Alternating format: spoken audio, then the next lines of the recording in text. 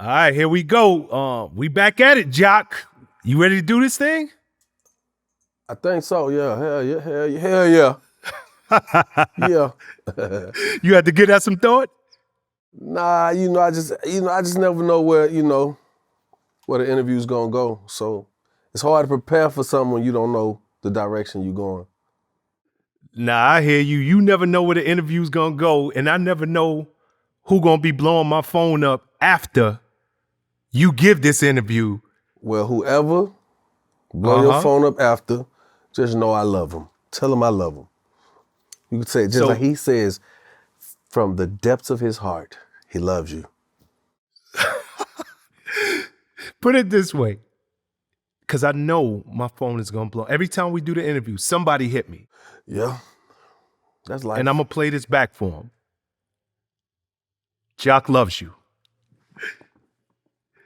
All right, peaceful Jock. Let's get into it, kid. Let's get it. It's so much going on since the last time you and I had the opportunity to sit down. And unfortunately, we have to start this interview in an all too familiar place in the world of hip hop. We lost another good one, PnB Rock. Shot, robbed, killed in South Central LA. What is your like? This caught all of us off guard. What's your thoughts on this? I mean, it's always sad. You don't want to hear it, man, and it's very unfortunate that in our culture right now, we're beginning to be more numb to this. It's like becoming it's normalized. It's like, oh yeah, that's crazy. Like people ain't even like, it's not even as shocking to people anymore. It's like, I knew it was coming in a minute. Every 60 days, there's another one. And it's very unfortunate that our kids are so desensitized. You know what I'm saying? For us, it make us hold on tighter and we get to looking around as the adults. But this younger generation, that Generation Z, they be like, hey man, you gotta just be on your shit out here, and it's crazy. But I was actually filming when I got that news, man. And of course, a lot of people, we instantly start pointing to where the fault lies. We have to place a blame on something. That's like part of the closure of anything. And it's very unfortunate that this girl, Steph, has been a person of interest, just in the sense of, how they knew he was there. Like, of course, they've come out in the news saying that, he texted, his location when they first got there, or posted his location when he first arrived, and then she posted their food. And it's crazy because we can't place blame on her, and you don't even want to place blame on him, because she's like, what's the blame? It's not like, hey, I went to the zoo and I went out into this space where I'm not supposed to be. Well, I mean, we talking about the real world, Prez, and it's just crazy because, from what I'm hearing, he sent his security and some of his people had to go on because he had to go to his next destination. And possibly they were just trying to be, in, get some food and out. But you gotta always keep in mind, man, like when you're out here in these streets, there's people that are very hungry, man. And,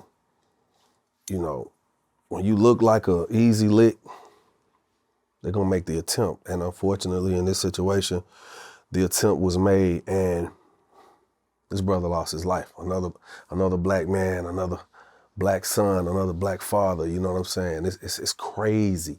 It's crazy, bro. Like, shit it's been out of hand.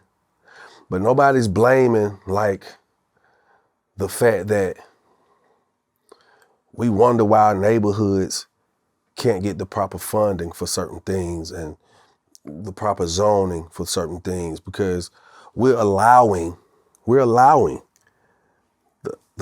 community, our own community, to eat itself. You know what I'm saying? It's a dog eat dog world, and this is one of those moments, because you think now, like, hell, I don't even want to go to LA.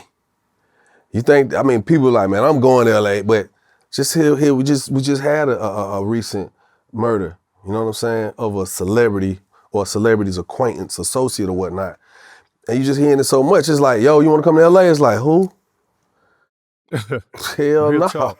But we allow it to happen, you know, somewhere in there, even on the gang side of things, you know, people tell you got to check in. I'm like, damn, you got to check in to come. I got to check in with somebody to touch down. Me personally, I respect the code. I don't move nowhere without checking in with cats. And when I check in, it ain't, hey, can I come to your city? I'm like, yo, I'm calling the big homies that I know, and I'm like, yo, I'm gonna be out there, you know what I'm saying? You know, pull up on me, you know what I'm saying? Make sure I'm straight. You know, even if and you know, some people like, you know, you can't be fucking with the police. Hey man, if you moving around in these type of places, you gotta have some protection, man. Call the hey, let me get somebody who got a strap on them if I ain't got one on me. You know what I'm saying? It's just sad, man. It's a shit crazy. Shit crazy. Yo, let me ask you something. You're a rapper. Yeah. First and foremost. Yeah. You're a public figure. Mm-hmm. Part of y'all's uniform is to wear jewelry. This is part of the uniform, damn near. But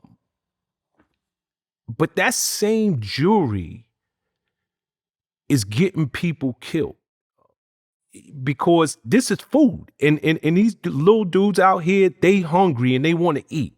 So I got a couple of questions for you. You being a rapper, are you more in a place of, yo, I got to change up the way I'm moving, how I dress, what I wear? And also, you're also a father. And if somebody did approach Jock for your jewels, your car, whatever, I know everybody has to, quote unquote, keep it real. We represent the streets, but ain't nothing wrong with handing the keys over. Ain't nothing wrong with taking the chain off and say, yo, I can get another chain. I can't get my life back. I'm gonna just tell you something though. Here's the craziest part about it. You know, in a situation when certain things take place and your mind ain't there, when that adrenaline get to pumping, everybody is not in a mental space to think this shit out through and through. You understand what I'm saying? Because some cats live by a certain code. Just like a robber robbing a robber. Some robbers who like, yo, we're gonna take and we still gonna pop him. Send a message or we done with him, he done. Some people, that's the mindset, right? So if you approach one of them type of cats and you the robber, about to rob a robber, guess what the robber thinking? Man, I ain't going out like this. This shit gonna have to be like this what it is. And that's when you see the people who end up tussling, pop, you'll never know how it's gonna go. Of course it seems like it's gonna go in the way of the aggressor, the robber who robbing the robber. But sometimes, man, even regular people, they don't think, you know what I'm saying? Here it is, C-Note. You saw the video with him just recently, right? In LA, yep. He go in the store to grab something. He got his 2-minute rule. He walks out. At that moment, you just see a thief. A car thief. Car thief doesn't sound dangerous. You breaking in my window, stealing something. Car thief, so in his mind, car thief. He runs up on him, right? You saw it, he run up on him, pop, put the hands on him, even go off in the car with him. The mindset is not, yo, who in the passenger seat gonna pop for him? When he get in his car, is he grabbing his strap? You understand what I'm saying? Because you gotta be mindful and in a certain place with your wherewithal, bro. Because I ain't no thief, but if I'm gonna be attempting to put my life on the line to steal some shit, I'm gonna have my strap with me too, just in case I am confronted with the person I'm stealing from. And even seeing C-Note, and he got plenty of sense. The man got plenty to live for too. But he still attacked and went inside the car and dude drove off. That could have been the same day. Where we hearing about 2 of our... Exactly. Yeah. People just got murdered over some valuables, some belongings. So for me, hey man, look, bro, you can have that shit. You see this little watch? I'm finna give you some game. You see this watch? Yep. This be them reasons they say Jock broke. My little $9,000, $9,500 play. That I don't gotta put $90,000 on my wrist to say I'm the man. This a starter watch. Go back and look at me from Seasons of Love and Hip Hop. Just go back and see seasons of me in the last 8 years. It's the same watch. Niggas see this watch and it's no value to them. It's like, it's a bullshit, stainless steel, few stones on it. Fuck out of here. I need a bust down. What 100, what 150 at? What a 350, 400,000 Richard Millie. Where that shit at? They be overlooking my shit and I'll be cool with that. Cause even the beginner rappers, they don't even want this. You know, as you said, it being a part of our uniform, the jury. The beginning rappers, niggas is like, it's a kit, it's a whole look. A nigga take their whole advance and look like a nigga who got them M's. Because that's what they chasing. I ain't gonna say they. We chase that. We chase that. Can I go get pieced up? I got pieces. I got pieces. I do. We just had a conversation about this yesterday. I'm talking to my bro Polo Chino, and we having this conversation. They're like, bro, you ain't been wearing your shit. I'm like, for what? Exactly. It's an invitation. It's an invitation, especially if I ain't got armed security with me. Even if you got, yo, niggas running banks in broad daylight with no mask. Niggas don't even care about your security sometimes. Crazy part is, yo, when I'm looking at your security, not me, but a nigga who at you, a nigga trying to get you, nigga gonna take your security out first. We know he got the strap. Pop him first. Yeah, especially if they're about their business. That, you know, I know what I got to do. Let me tell you something, man. When you're in a clear mindset, you start to think of all the things that someone wouldn't do. Man, he wouldn't do no shit. All right, it'd be crazy to do that. You ain't thinking like a motherfucker who own dope. And when I say dope, I ain't talking about no crackhead. I'm talking about these goddamn successful junkies around here. There's a lot of successful junkies out here amongst us right now. Niggas got a bag, but nigga on so many drugs. Niggas on the Molly, niggas on Percocets. You know what I'm saying? Niggas on lean, niggas drinking liquor. Niggas is out here still on heroin. You know what I'm saying? Half of the dope that's being pushed right now is a synthetic form of heroin. Yep. Niggas is mixing shit. And at the moment, nigga feel like super nigga don't be scared of nothing. So when you thinking, nah, they wouldn't do this, is cool. And I'm pretty sure, even seeing PnB Rock's interviews, he got sense. He had sense. You could hear him talk. But he also told you the encounters he was having. And those very encounters are the encounters that unfortunately expired him. So you can't be thinking like these niggas won't do that.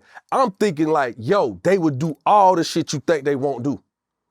Nigga would kill you in front of your child. Nigga would kill your child. Oh, police over there, I'm good.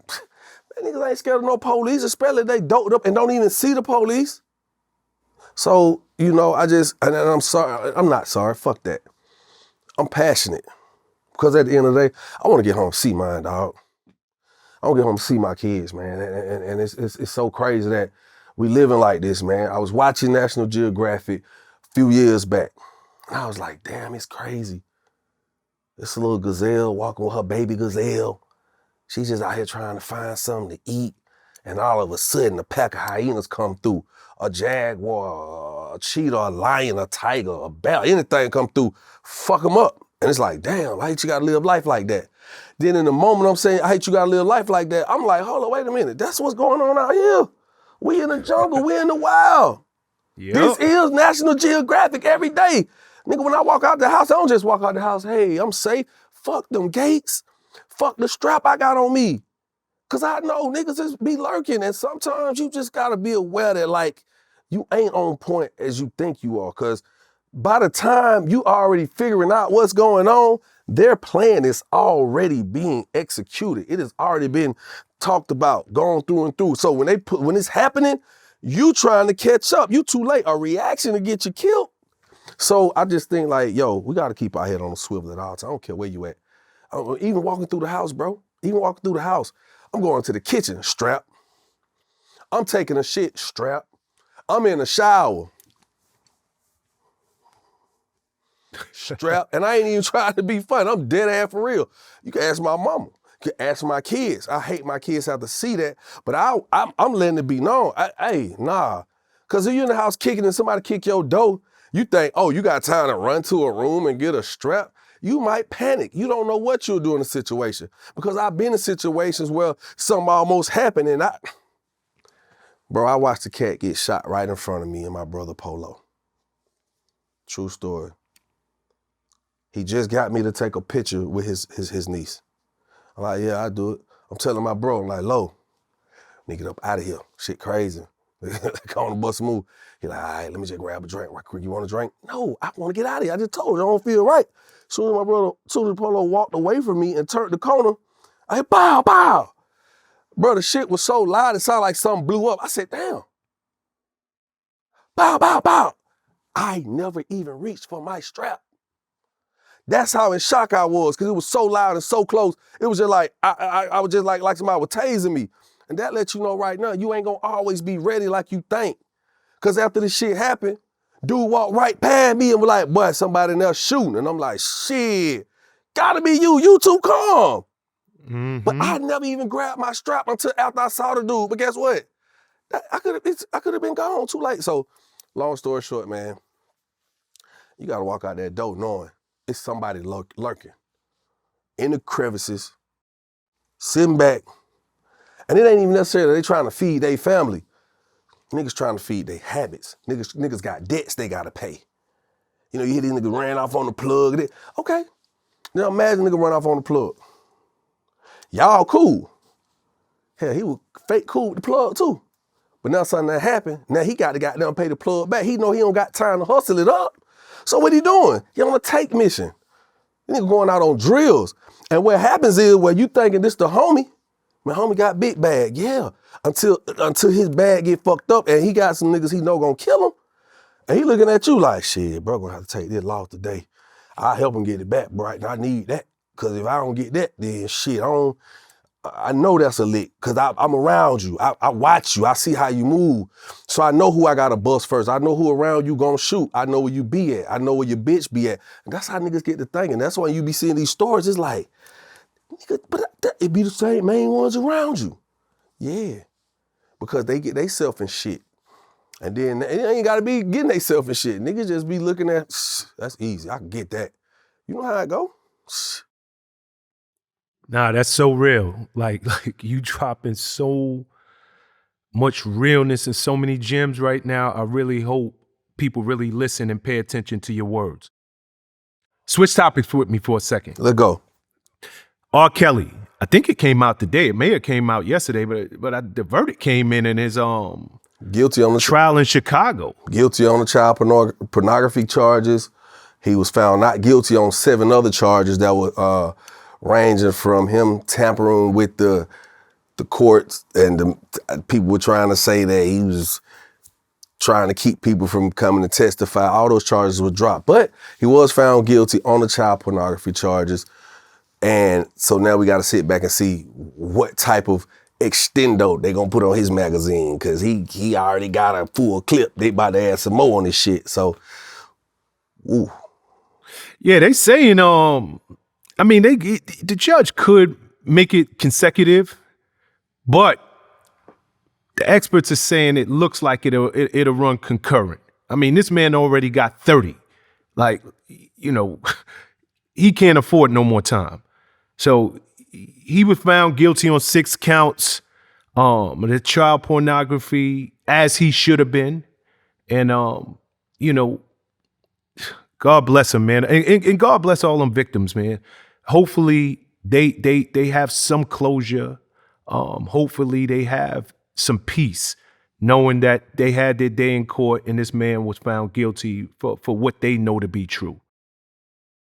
Yo, I want to read something to you because Vlad put out a viral video. Okay. I mean, excuse me, he put out a tweet the other day, and it went viral. And as I was reading, and I was like, yo, I want to bring this up to Jock. I want to get his thoughts on it. So I'm gonna read it to you as he put it out. It says, as an adult, playing video games for long periods of time is a form of depression. If you don't believe me, ask yourself. Think about the 100 greatest moments in your life. Do any of these moments include video games? Probably not. And this comes from a lifetime gamer. Now, this particular tweet, it got something like 23 million impressions, 14,000 replies. Superstar baller Kevin Durant, Chad Ochocinco, and a bunch of other major gamers all replied to this tweet. What is your thoughts on that? He said if you're a gamer, 9 times out of 10, you're depressed. Full-time gamer. He said playing video games for a long period of time is a form of depression. Well, all right. First and foremost, that's an opinionated statement. Now, if he could prove that through professional findings, then it may be a lot easier to accept it or even support it for that matter. But I will say something. I think it could have been reworded. It can lead to depression. I'm not going to say you're depressed, but I will say it could lead to depression. Because here now you got so many cats get in front of that TV, that PC, and not only hours go by, you talking about days go by. You know what I'm saying? I got some close friends who are gamers. Hell, matter of fact, I got a whole huge situation coming up with Hip Hop Gamer, you know what I'm saying, and the 660. So I kind of understand it from a different point of view. And I'm pretty sure a lot of those gamers, came out and probably were against that because they don't feel depressed. But I would say it could lead to depression. You sit here, your whole day go by. If you ain't making no money, if you ain't on Twitch, you ain't getting paid for what you're doing, you could be winning all day. But when you get up and unplug from that virtual space, because a lot of cats is playing online, the competition is online. You get you're interacting, you're engaging with whoever, the world. When you get up and you unplug from that world, whether you losing or winning in that space, if you ain't making no money, something in you would probably, make you feel like, damn, I ain't using my time wisely, or damn, whole day gone, or damn, life passing me by, or damn, my kids ain't really rocking with me because I'm so locked into this virtual space with this game, or my lady is just like, she could walk out the door and I don't even realize she gone because I'm so locked in. I'm headphones, I'm talking shit, I'm listening to music, I'm in a whole nother world. And I could say that for some people, it could lead to depression, and I'll leave it at that because I don't want no smoke with the gamers. I want them popping up on my PS5 talking about what that shit you saying. No, I don't want none of that. So, but I will say that if he reworded it differently, he might have a point. He might have a point. If he could reword that to that leading to some form of depression, then maybe it could help people that are in that space who do find themselves depressed. Then maybe they could pinpoint it a little better, because anybody's gonna be on the defense when you, just right now, I mean, are you depressed? Who? Shit, I'm up. Bag right, crib right, I'm good. I don't gotta do nothing for the next 20 years of my life, my money straight. But that don't mean you're not depressed, because it could be other issues you're dealing with. You could have issues with your family. You could have issues with yourself. So I'll leave it at that. Yeah, but that's why you see a lot of athletes, and this might cause a few ripples, but that's why you see a lot, for exact words that you just said, like, yo, I ain't got to work for the next 20 years of my life. I'm good. I'm up. And a lot of them athletes, they spend a lot of their time sitting in front of the TV, playing video games, life passing them by. But in their mind, the bag is secured. Because if you take the average American or the average person in the world who has responsibilities, whether they get up in the morning, at noon, in the evening, or night, they have to figure out how to feed themselves and or their families, okay? So when people getting up and going to work, that's the rat race every day. all day. And for somebody who doesn't have to do that and can sit back and do as they please with their time, they're not going to be accepting of you saying they're depressed because they're playing this game so long. Now, if you say, hey, this could lead to some forms of depression, then you might be able to spark some interest, because then they might could say like, hell no. And even if they dispute it, they start to recollect the people around them, the people they've dealt with, interact with, like, bro, dude be a little depressed though. We always be talking about him. He lit when he on the game, but when he ain't playing the game, he just nothing. He just, he don't do shit. He at the house, he just getting a gut, getting fat and shit. You know, people, you gotta see it from a different angle. But I will say, if he could, real talk, if he could reword that. He might have something. And support it with just a little research. It don't even take a lot. And just support it with that. You can get a lot of people who might come out and be like, bro, he right. I'm a victim of that. I ain't even, because there's a lot of people who are depressed and don't know they're depressed. Let's keep it a buck. Because it's really not a face on depressed. People think depressed looks a certain way. You know what I'm saying? Damn. Of course. Bro got them dirt ass shoes on. Boy, you ugly. Hell, boy. Boy, your kid ugly. Your baby mama ugly. Boy, your life ugly. So to them, he gotta be depressed. This man might be the most well-off individual you've ever met, the most happiest person, at peace person you've ever seen. But to you, depressed looks a certain way. And it's a lot of people around us, successful people who are depressed. I threw a bag on the bed. You could go ask her. I ain't gonna lie. My ex-wife, I threw a bag on the bed. She said, what's that? Boom, I threw a thing of Band-Aids. She was like, what's wrong? I said, you gonna need them. She said, why? I said, cause it's $1.5 million in that bag and I need you to help me count it. So if you get paper cuts, here's some Band-Aids. As cool as that was to be able to say it, I thought about that shit. I wanted to go home and say it to my wife. It's my ex-wife now, but at the time, this is the love of my life. I wanna count that up with me. Yeah. I'm fucking with Puff them. Like, I'm even talking like Puff, yeah. You know what I'm saying? But as we get to counting, as I'm counting, I'm thinking about what my niggas doing right now. They ain't counting no $1.5 million cash. Half of them niggas ain't even married. Man, half of them niggas don't even got no house or nowhere to stay.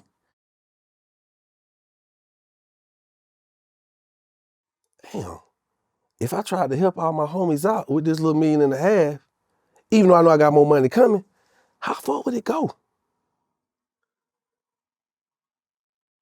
Damn. I started to feel a feeling of depression at that moment. With $1.5 million. With $1.5 million.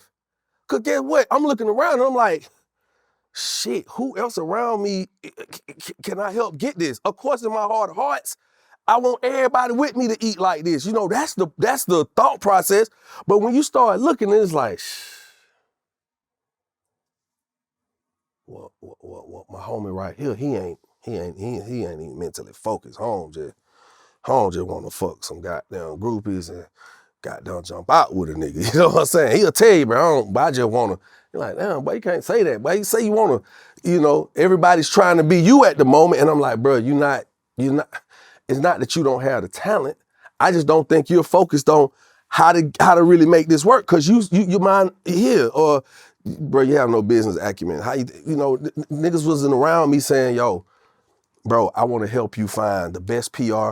I wanna help, everybody wanted to be the rapper. So when you sit back and you be like, damn, everybody can't rap. Well, damn, how am I gonna convince them to try something else so they can help me so I can help them? That will create a depression. I was depressed at that moment. My ex-wife actually said, what's wrong? That's crazy. I was like, man, I'm counting this money and ain't nobody else around me getting a bag like this. Damn,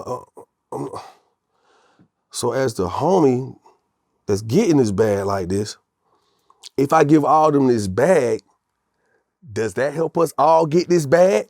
Or does it deplete my bag and I watch them blow the money because they didn't really have to work for it or they don't know what to do with the money? You know what I'm saying? So the depression looks different. I'm talking about I'm out here icy than a bitch. Slick depressed because the homies ain't icy than a bitch with me. Now that's real talk, kid. That's real talk. I want to switch topics for a second.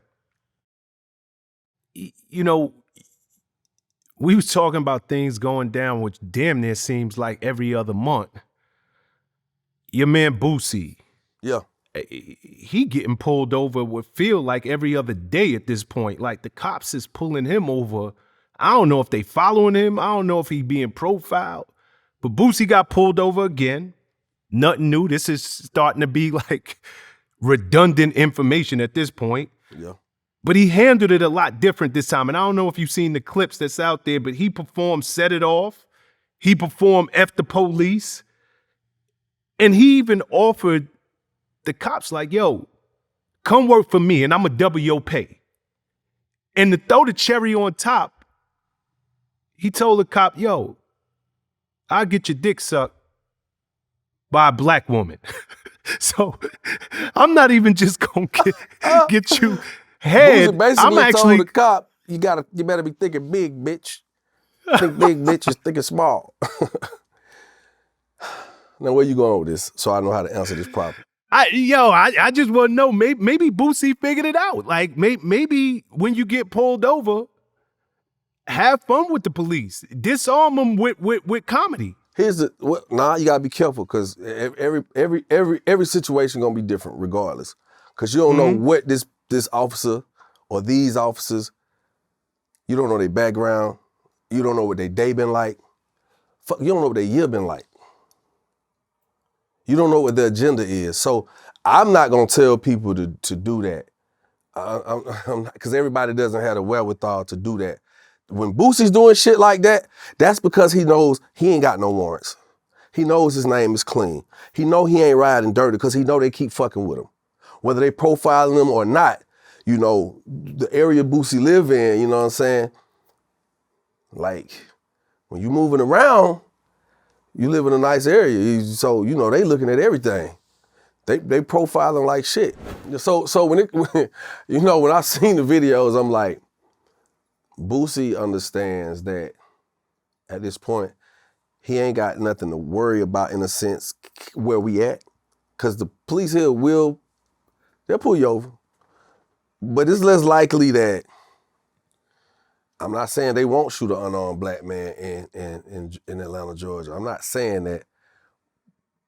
But it is more of us on the police force, and it does add a buffer. It does add some buffering there, okay? In a sense. Where I'm gonna be 100. I done been through the same shit, you know what I'm saying? I lived in College Park. I lived in Fayetteville, okay? Which is, they touch. People still feel like it's College Park because it touched. Right there where Rick Ross at, me and Rick Ross stayed in the same neighborhood, you know what I'm saying? And it was too often, I'm pulling out in big shit. I'm in Ferraris, I'm in Lambs, I'm in the shit, you know, and I'm moving around. And guess what? They pulling me over too. You know why? I'm moving through the set. I'm looking like money. It's like, hey, let me just pull you over and see. Let me just see. I'm not saying I was getting profiled until I said, damn, I've been pulled over 4 times by the same officer, and this last time he locked me up. Remember the officer I told you in the last interview? When he came and recited my lyrics? Yep. Well, his wife worked for the city of College Park, right? So she was kind of high ranked. So he the police, he that guy. When I went to the judge with that same dude, he was trying to get me to pay a restitution for some shit to the city of College Park. I'm like, what am I paying a restitution for? You know what I'm saying? And luckily I had an attorney, and the attorney said, Your Honor, it's clear this young man is being profiled by this officer. Look at every time he's pulled him over, what has he pulled him over for? Because he had to go in. I told him, I said, hey man, pull every time he pulled me over, because there's a record of that. Every time he pulled me over, I was let go, except for that one time. And that one time, he locked me up because he said my signature did not match. Okay? So I sat there, and the judge surprised the shit out of me. White judge, white officer, white attorney, black defendant. That judge said, hey man, I'm gonna say this. You're not gonna like what I'm gonna say, officer, but it appears you're profiling. It definitely appears that you're profiling. You've pulled them over 5 times. Out of the 5, you've only locked them up once, which being that last time. And even now, you're asking him to pay $7,500 in restitution to some charity. And I'm like, what does this charity have to do with my quote unquote behavior or me being arrested? So you just got to be careful out here. I mean, I know what it is. You know, some of these police probably like, well, just keep pulling them over. We're going to find something. We're going to, you know, after we're going to catch somebody. Somebody going to be in the car with a warrant.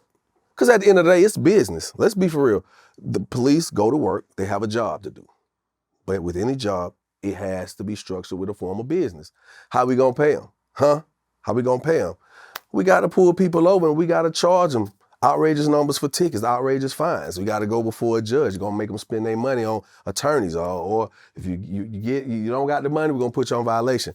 It's a business. They want to make money. So I wouldn't be surprised if they like, hey, that man be riding around with money. And you got someone, guess what? They fans too.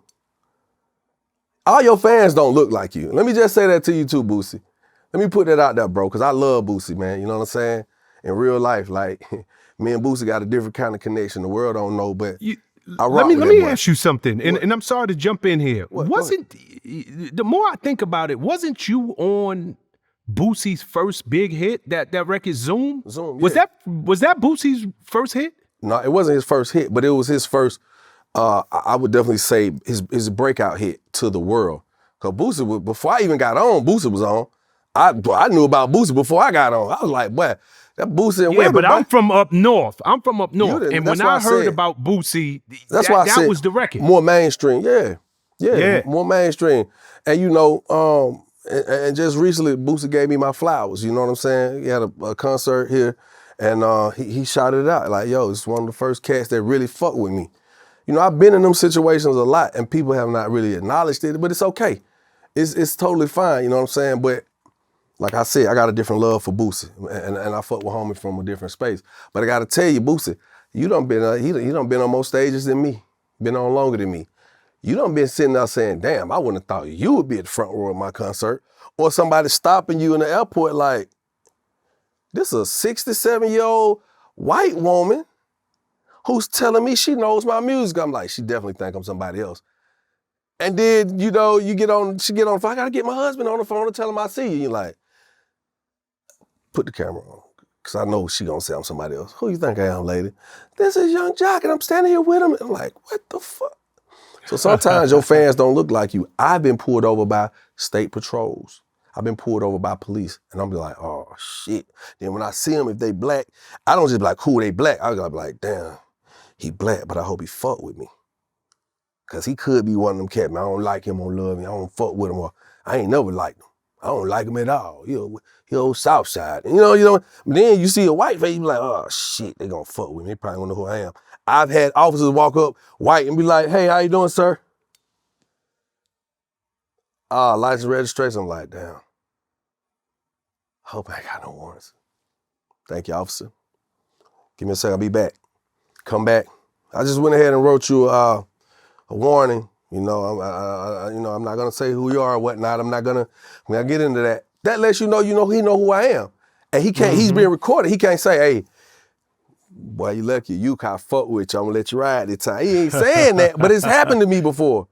You know what I'm saying? I was on the side of the road, true story, headed to, what was headed too low? It was the night when we got pulled over and everybody had guns in the vehicle, right? And we like, oh shit. He's like, I'm gonna ask you guys one time. And he looked at me, he was like, he said, hold on one second. Call back up. I was like, everybody call like, oh shit, we going to jail.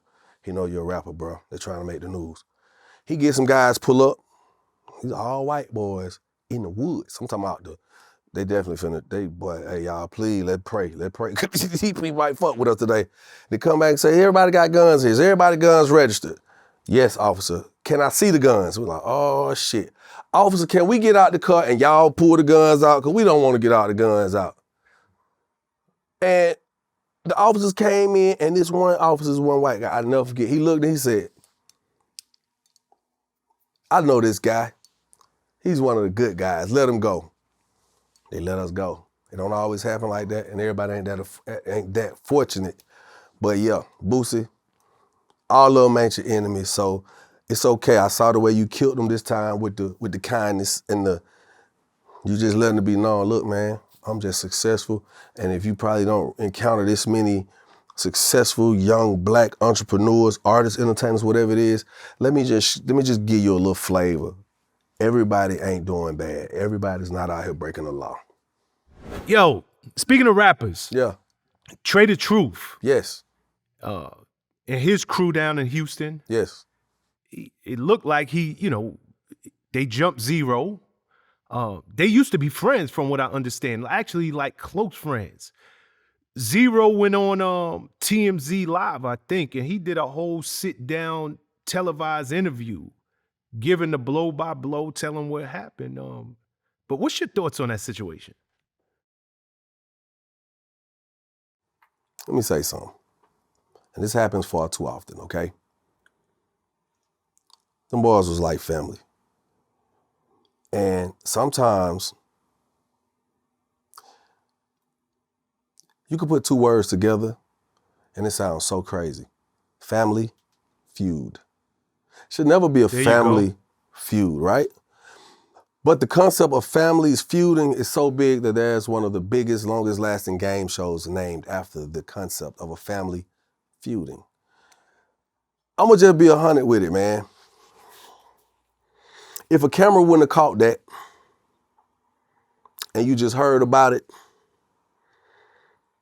it would just kind of get swept under the rug.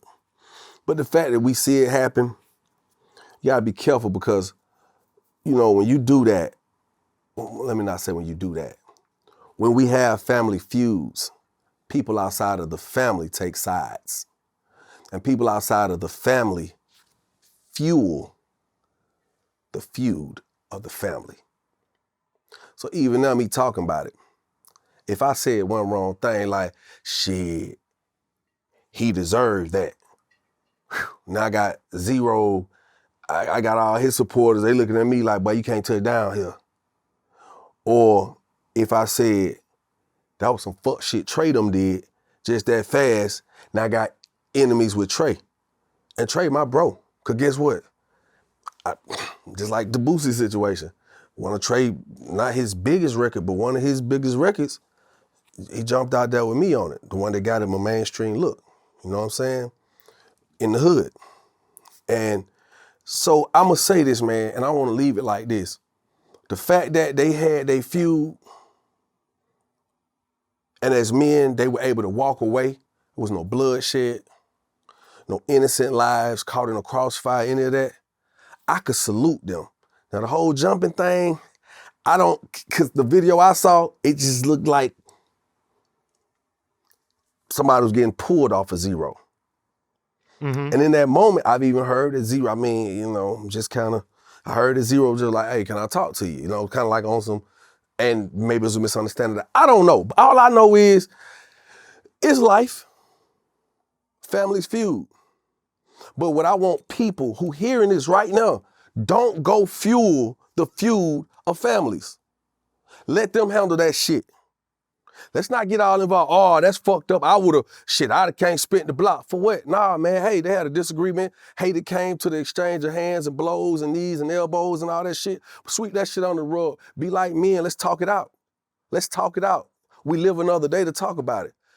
Have you been so pissed before where you just really want to do something to somebody, and then when you calm down, your emotions aren't raging anymore, your logical thinking kicks in, and you say, you know what, man, I'm gonna handle this different. And then next thing you know, y'all friends again.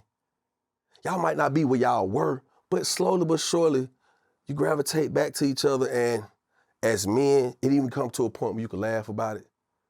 So, bro, let me tell you, man, this nigga, you ain't even knocked me down. Nigga, I tripped, and when I tripped, I was like, oh, shit, I know how my bro is. I know what kind of nigga I'm fucking with. He gonna kick me while I'm down. I couldn't do nothing but laugh. It's all good, nigga, but I love you. We don't see that. They don't show that shit that much. They don't show the makeups. They just show the breakups. And the makeups is the most important thing that needs to be viewed because a lot of people don't understand that. Just like what, Finesse 2 Times and Moneybag. That was one of the biggest things I've seen for our culture in a very long time because too many of us have egos. And when you are abrasive to one of these niggas' egos, these niggas will do everything to never fuck with you again. They will do everything to fuck you over. Because you have tried to embarrass me, you tried me, you trumped me, you played me. But to see Finesse and Moneybag, and I don't even know if you was gonna ever get on that, but to see them come back and just suddenly you see Finesse 2 Times everywhere, like that shit like, damn.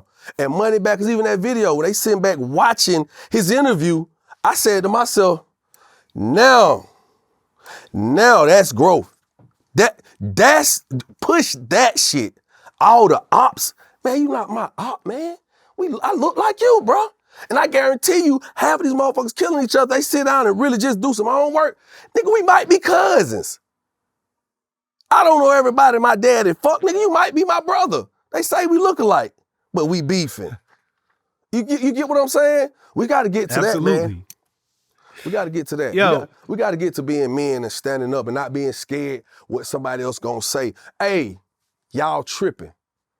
I don't want no smoke with nobody. I ain't trying to get shot on no innocent bystander or me intruding or interjecting myself in y'all beef. Hey, man, cut that shit, let that shit die. Let the youth see what it look like to live another day. Let the youth see what it look like to dead that shit like men and be like, all right, it's cool. I ain't gonna forget that, but I love you. And let's depart like that. Shit, it's too many times. Niggas ain't walking away. You don't even get the chance to say I'm sorry. Nigga don't think about what they did until it's done. The finality of this shit in our culture is too real.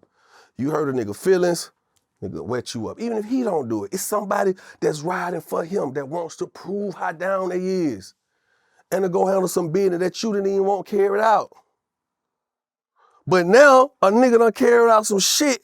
He done created extra smoke, and you can't turn on the nigga because he riding for you. And if he done did that, knowing that the nigga done did something so crazy on your behalf, if you let him know you ain't fucking with it, you know that nigga will turn on you too. You know what he capable of. So now you gotta just act like, shit, that right, well, I got it, but my shooter. Hey, man, you gotta let men handle their own beefs, man, and be political about this shit. We break up to make up sometime. That's okay. But let's not break up to goddamn make up a piece of paper with your face on it and the words, the sunrise and sunset. Damn, do we gotta get an obituary because we fight? Real talk, Jock. Shit. That's real talk. You know, it's crazy. First and foremost, I want to tell you, I love the way you broke down Family Feud. I mean, we fight with our own brothers. You know, we fight with our own family. It just don't make the news like that. But Trey the Truth, when all this went down, a lot of people was calling into question all of the good work he's been doing for so many years, for so many people in that city. As if one incident with his brother, and now they done made up, was gonna somehow tarnish the legacy of all the good work he's been doing for so many years. So I'm glad that, number one, those two brothers came together and they showed that we can have beef and it can just stay right there. End of story. We can talk it out. And then two, none of us are one-dimensional.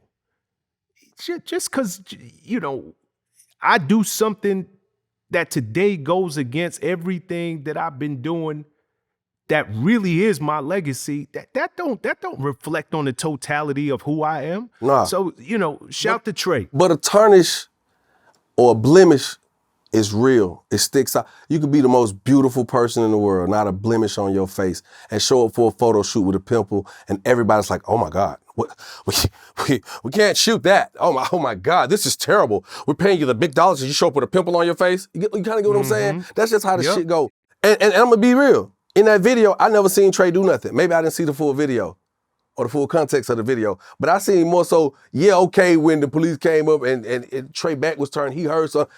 out of instinct, yeah, he turned around like whatever who running up, I gotta be ready because he's a product of his environment. He understand, hey, he don't know who running up. He just hear people running, he turn around, he sees the police. That don't mean he was finna whoop on zero. It was just kind of one of them things to me that like, I didn't even see Trey hit nobody. But Yeah, I didn't because either. his man's led off with whatever, maybe. I still don't know the entirety of what I saw. But it's gonna go on him because they're with him. And I think we have to constantly remind ourselves, the human mind, that we're human. And that's just it in a nutshell, we're human. And hopefully they made up, and I'm glad it didn't go further than it did. And I ain't really seen much more about it. You know, I see people speculating, commenting and shit. And I'm pretty sure this is gonna draw some comments. And to the people that's watching the videos, yes, I comment back on what I say. I know y'all be trolling me, but I'm gonna stand on what I stand on. And every time y'all say something crazy, not every time, but when I read them comments, I'm gonna say what the fuck I feel. I'm for real. Speaking of rappers feuding, Charleston White, he maced Soulja Boy. Did you hear about that? Yeah. Yeah. I did. I heard about that shit. I mean, I watched the videos. You wanna know what my thoughts are? What's your thoughts? You know what's crazy, man? You're from the culture. You're a man. You're a black man.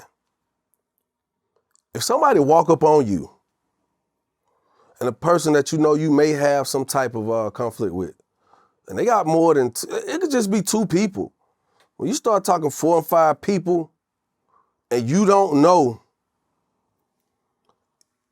you know, you're trying to gauge what this encounter is about to be. Sometimes it's not even you ain't even got to say nothing. It's somebody, the person that you might have the beef with could say something that triggers his people.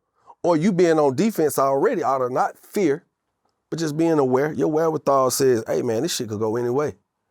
He out here with these niggas. He's just a security or who, I don't give a fuck. They just, who the shooter? You know what?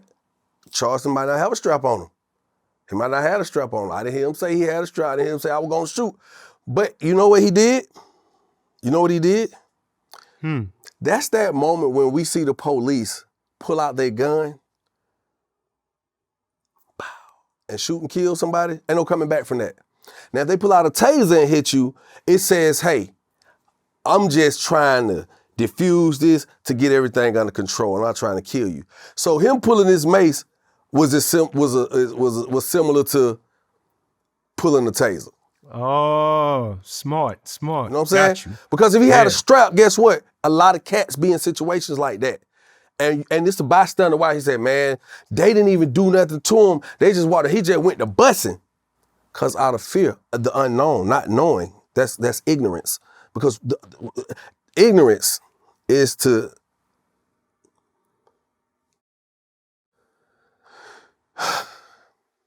be ignorant is a thing. I'm gonna just leave it at that. Not knowing what the next move is, not knowing what you're on, not knowing what I'm capable of or what you're capable of, not knowing what's about to be here when we walk away, if we walk away. So, I mean, yeah, it's funny as shit when you sit back and think about it, but it's like that lets you know, like, I did what I thought was the best thing to diffuse the situation or for me to get away. That's shit what it is. Yeah, I mean, I love that. That was like a cop using a taser. It's better that. I'd rather you tase me to hit me in my fire spot and I not make it home to see my kids. There you go. Speaking of that, yo, you familiar with rapper TJ? New York rapper TJ? Lil TJ, yeah? Yeah. Shot 7 times. Shot 7 times. Another robbery going bad. Thank God, you know, he made it. This we could have been talking about another case where a brother lost his life over jury. you know, I should have brought this up earlier when we was talking about PnB, but it's, you know, again, it fits right into that same conversation we was having earlier. Crazy. You know, I could use an analogy like when women are sexually assaulted, right? There's a term that they use, the police use, called rape shield, which means you can't bring up if she is a promiscuous woman. You can't bring up the fact that she dresses half nude in public. You can't bring up the fact that she was bent over in front of you with a G-string on and you were so aroused that you didn't know what to do. You can't do that because of what you think they look like bait. I mean, she looked like she wanted to be. No, you can't get into that. And this analogy just says with the jewelry. Well, I mean, he enticed me. I'm sitting here struggling, don't know how I'm gonna keep a roof over my head or feed myself, my kids, my drug habit, or just how I'm gonna get some money. Nigga standing in front of me with like half a ticket on, where he thought. So the idea of the rape shield, it does not make me a sweet lick just because I got my jewelry on. You're not supposed to just take it just because I got it. So the mentality now for me, man, we're less. People say, well, I mean, at the end of the day, man, you know, you should be able to wear what you want to do and do what you want to do. Hey, man, stop spending your money on this bullshit. Let's just stop doing that. And this ain't to take no diss at nobody who's lost their life, been robbed, shot at, finesse, none of that. You know what I'm saying? I'm just saying for real. Let's think about it, because it's conversations that we need to have as a community anyway on some real shit. You know, when gentrification takes place in our neighborhoods, oh, we mad because now they moving our grandmama them out the hood and all these white people done moved in, they put some new buildings and this and that and that. You can't even afford to live there. Don't be mad. Because it's too many of us taking our money. We spend the most money. We spend our money on this jewelry and bullshit.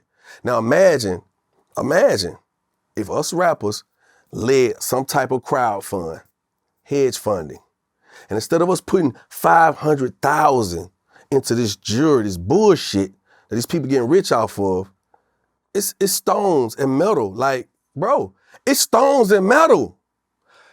It called precious stones and precious metal, but your life is more precious and it's more valuable. Let's stop putting our money in the bullshit and let's pool our money together and really show something for what the fuck we working hard for. I'm not buying no more jewelry. My birthday is next Tuesday. I just sat down with my mom. She said, so what you doing for your birthday? I said, oh no, I want to get me something. She said, you're not finna get no more jewelry, no cars and nothing. I said, nah, mom. I said, actually, I think me and Kendra gonna go purchase some land, as you've been seeing. It's not I'm not trying to keep up with the Joneses, but as you've seen, Ari bust a big move. Big move. Here goes some land for your birthday. Young Thug, his people, the label, his dad, Jeff, them. Hey, here goes some land for your birthday. This what we got to get to. This where it's at. Nigga will come rob you and take your land. Huh? Nigga will carjack you for that $400,000 truck, that coloring, but you can't rob me for these 400 acres. The fuck is you saying? These acres ain't gonna lose no value. We got to start realizing, hey, let's stop putting the motherfucking bait out here. Stop putting the cheese out here for the rats. That's just the realest I can say it. Because we doing it. I'm seeing it. And it scared me even more because now the females is becoming the motherfucking did it, and they getting chunkier with the pieces. And niggas is being tricked to wear 2 watches at the same. Nigga, you need 2 watches? What's wrong? One on work? Oh, you live in 2 time zones. So one got to give you this and one got to give you that. What the fuck is we doing? And then even now, guess what? Guess what's so funny? I was talking about it, what I said earlier. I was talking about the jury and shit. I'm sitting there, and they're like, bro, so why you ain't wearing the jury no more? What, you scared you gonna get robbed? So I said, no, it ain't that, but that's part of it. Let me throw that in there. That's part of it. But the pieces done changed. Yep. Niggas is not even wearing the little Nigga think he doing something with the little, oh, I got the nice little Cuban with the, niggas, do you see this new shit they wearing? Yep. Niggas is wearing the big Cubans now. I go in there, I'm like, yeah, that's him right there. Yeah, I like that. Yeah, Jock, you could, if you want to, you could trade in the jewelry you got. I give you value, what you paid for, because I know you shop here, blah, blah, blah. And yo, you could be this. And I put that shit on, I sit there and I look, I said, ooh. I look like a lick waiting to happen. And I'm looking and I'm like, this shit hard. How much you want for it? 180.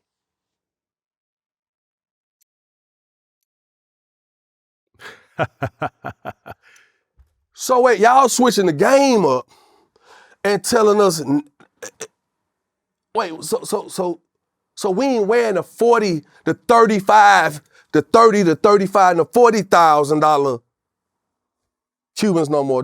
Oh, yeah. You put 4 of them on, that still ain't here no more? Oh, you gotta have 2 of these big motherfuckers. I gotta have 400 on my neck to look like I'm balling? Can I go sit on the bench, coach? I can't afford to play in this game. I can't. I mean, it's crazy. And we fall for it every time. It's happening. I'm telling you, because it's the, hey, we gotta go bigger, gotta go harder.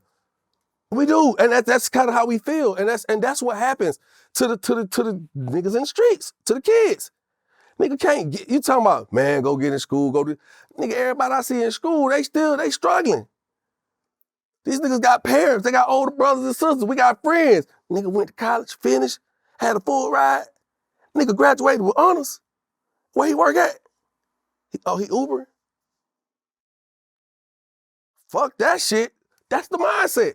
Because niggas is trying to figure out how to get to the big Cubans with the big AP bust downs and the dumb pinky ring with the $2,000 kicks on, with the $500,000 car, with the top bitches. Like, how you gonna get to that? These niggas don't have a plan to get to that. These niggas don't even got a place to stay. It's real tough. You know how many niggas I got bust downs and chunked up, and then you like, bro, you stay here? How your car no higher than your rent, nigga? How your car no higher than your lease? And I ain't taking no shots at nobody. I don't want nobody to be mad. Because I know niggas like this. I'm not speaking of an imaginary figure. It's niggas out here like this. But what I want to do, I want us to change the trajectory of where we throwing the money. Where we throwing our capital, man. We putting it on us so you can see we got it. For a nigga to take it off you or take your life for it? Nah, B. Nah, when we gonna, come on. Listen to the music. Everything is, I don't even hear, you know what? I'm gonna say this. When it comes to popping ass rappers, that's popping. You gonna hear Lil Baby tell you get some money? You'll hear Moneybagg say get some money. And it's a few other ones, even Drake. But the most of these niggas is talking about nothing but killing, destroying, taking away from you. Nigga, I'll take your bitch. I'll shoot you in front of your kids. I'll shoot your mama house up. Nigga, I'll rob you, come back and re-rob you. Bitch, I'll kill you, spin the block, shoot up your wake, kill your grandma at your funeral. It's happening. This shit is real, bro. Niggas talking about a purge. Niggas is purging right now. Niggas, we in a purge. You know how you ever notice, like, yeah, that movie. You don't realize you in some shit till somebody say, hey, what the fuck is we doing? We purging. Niggas is wilding out here, dog. It's just, I'm passionate about this shit, man, because I'm gonna be real. I've been had platforms to speak about how I feel about shit that's going on, that's the topical shit that affects our community and even the rest of the world. But this is one of the first times I'm gonna keep it a buck with you, where I've been fully comfortable in myself, in the nature and the space of where we at as a culture, to give y'all niggas the real shit. I ain't sugarcoating shit. I don't give a fuck who I offend. I mean, I don't want no smoke with nobody. But if you gotta be called out, I wanna do it in a manner to not offend you. I don't want you to be offended. I want you to comprehend what the fuck we're doing, what we saying on a day-to-day basis. And that's the problem, man. Niggas is scared to speak out. That's why Charleston White, you hear his name so much, because he's using a sense of direct insult to certain situations that make you tune in. But once you tune in, there's a frequency that he's giving off. It's like he may be, like when you say fuck somebody who died, yes, that's offensive. He knows that, but he'll come back and apologize for it. That don't mean these niggas ain't gonna be on his ass. And we'll get mad like, bro, how you gonna say that the man just died? But he wanted to get your attention to say, hey, come out of this space for a minute and look at this bigger space that's affecting me, you, your mama, and your cousin too, every day. And I don't know if, I'm not gonna say I don't know. I feel like some people are catching on. The problem is our leaders of tomorrow, the youth, they the ones got to catch on to that shit. And it's hard for them to catch on because they feel like he's offending the heroes. He's offensive to the heroes. Real talk. You brought up Young Thug earlier. Yeah. Let me touch on that for a second. Mm-hmm. You know this whole YSL RICO case going down. Yeah. He was denied bond for the third time. Third time. He got to sit in jail until the trial starts. And I think it's starting on January 3rd, 2023. So he got to sit down for a few months. But they're saying it most likely won't start until mid-2023. Then on top of that, a nurse got caught sneaking drugs in for Gunna. Allegedly. Thanks for correcting me. A nurse got caught allegedly sneaking drugs in for Gunna. Do you think that this case is being over-sensationalized because it's rappers at the center of it? Or is it justified, them using the RICO case? Because most of the times when you think of RICO case, you think of organized crime. You don't think, I mean, these guys at the core of it, they're artists. You don't think that. What's your thoughts? My thoughts, I want to say that whoever thinks the way you just ran that down, you're not living in the world, the society we're living in today. And I'm not saying that to criminalize our artists, our rappers, thug them in no kind of way. But you can't possibly think that one, these cats who making millions of dollars, millions, you can't think it's not gonna be sensationalized in the media. Everything is sensationalized in the media. If they can talk right now, they could talk about the color of cheese is going to change. We will be eating green cheese from now on because they have found that the yellow in the cheese causes a certain cancer. And everybody will be in the uproar and we'll be talking about green cheese for the next 6 months. So everything is gonna get hyper sensationalized, okay? When it comes to thug them in this situation,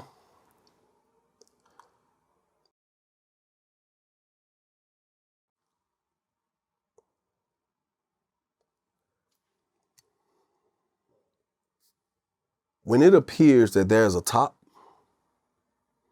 and there's a base, there's a bottom, and there's a head and there's a tail. When the tail starts getting loose or unraveling and people get to saying stuff and talking because they're not sitting at the table with the head, you're gonna start to get some type of division. You know, they say divide and conquer. Yeah, we know that YSL, come on, man, we know that's they music, man. They done proven that.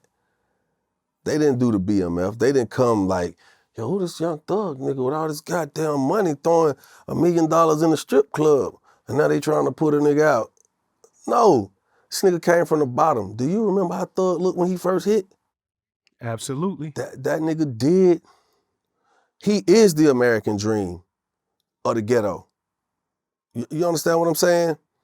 But some of the shit that we put out,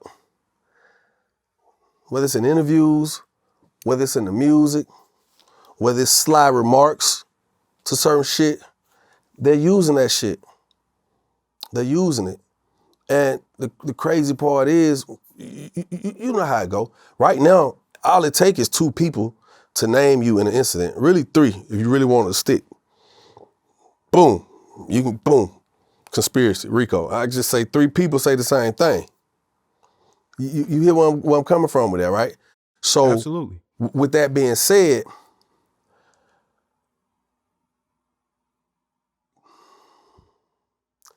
has 3 people come out and testified against him already? Now, I can't say testify because they haven't been in front of the judge yet as far as a trial. Has 3 people come forth making accusations that point at Young Thug or YSL being gang related? Has it been? I don't know. They're keeping it close to the vest. Think about it. Think about the people how many people they done said snitched. Let's just go back. I ain't gonna even say it. Because the society, the world we live in today, now that I've made that point, they'll go back and point out 3 people. You got the little cat that they just got in jail. You say, you saw the footage of the little dude in jail. I forget his name. I mean, naming names. He was just in jail and they was talking like, well, why you snitch, bro? That shit fucked up. Well, I mean, it wasn't that I snitched. Oh, okay. Then they said something about Yak Gotti. That was the second one. Then it's a whole nother cat who was supposed to be one of the founders of YSL that they're saying stuff is sticking because of, you know, what he had to say he was a part of. You know, it only take 2 to 3. And I'm not saying that they are snitching on YSL or Thug, but that's what has been alleged in the media, right? They don't have a voice to defend them at the moment. We'll hear their voice at trial. So whatever they put out there when it's sensationalized and people like, oh, you know, them boys snitching, the whole YSL snitching. The whole that starts to becoming a thing, and it makes it a little easier for the other people who like, man, I can't snitch, they'll kill me. But then they not letting Thug out. You know why they not letting Thug out? Because they know he got the money. He don't gotta say nothing. He could shut the fuck up right here till it's time for him to go to court. Shit still gonna happen in the street on behalf of him because it's people who love him. It's people who support him. It's people he done took care of and done rode for that's gonna carry out certain shit. And I'm not saying that that's gonna happen. I'm saying it's a possibility, just the law of the land. So they don't want to let him out. You know why they don't want to let him out? Because they want the people who are afraid to talk to feel as if he ain't getting out. You don't have anything to worry about. So come forth. Let me decriminalize you with some of your charges. Let me drop some of these charges. Because you look, when you saw the paperwork came out, it didn't just name names, bro. It had the charges, the offenses next to their names. So when you see your name and you playing on this team, and they got all these goddamn different numbers next to your name, them charges, and you like, man, I ain't have shit to do with that. Now, I did do that. No, but I ain't gonna snitch on myself. I ain't gonna tell them. But God, I ain't do this and I ain't do that. And that the one, I ain't do that. That one little thing could carry a life sentence without parole. Niggas is talking to, I'll take 20 over life. 20, do 15. You get what I'm saying? So that is a part, that's the strategy. We know that. Come on, man. They let Thug out, man. But nobody's probably gonna talk. But they know that. They know this. And I mean, it's to anybody listening to this, all right, if you had a family member, a friend, even an enemy that you had to testify against, even yourself, if you've been in anything similar to the nature of this, you know how this shit go. They know how to make it crumble. They know. You know how it go. So you're gonna watch it. It's gonna start unfolding. And more is gonna come out. To the point where it's some people who are charged right now. They're gonna have to tell on something or somebody. Because they might not even have nothing to do with half the shit that they trying to stick on them. Okay? Now, if I tell you right now, look, We got you with 5 charges. 5 of these charges,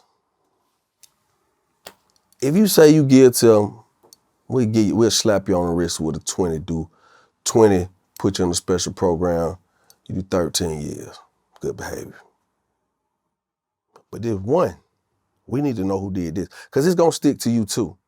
But if you tell this one charge, if we can extract this one charge, it should go from life without parole to 20, possibly doing 13. What you think niggas doing? Well, let's be for real, bro. What you think niggas doing?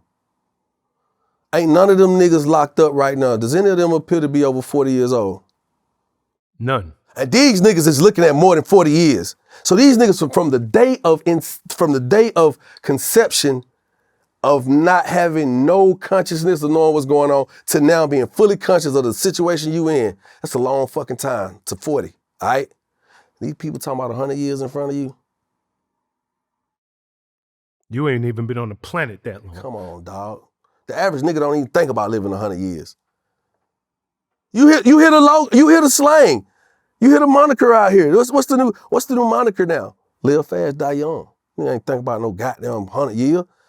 Niggas that have the niggas you know don't even know what a 100-year-old nigga look like. They're like, oh shit, you 100? How the fuck you do that? So the system is set up to show and prove. So all I pray is everybody involved is prepared to fight and play the game, because it's real. This shit's real. This shit is real.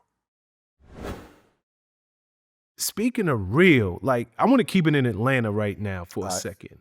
You know, me being from up north, once upon a time, like, we looked at Atlanta, yo, that's a great place to relocate. I'm sure, you know, it was going down in Atlanta, but it ain't like now, it's like the Wild West down there.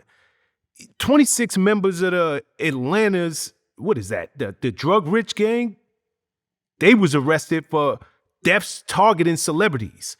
So it's like celebrities, I don't care who you are, rapper, actor, singer, you got a target on your back.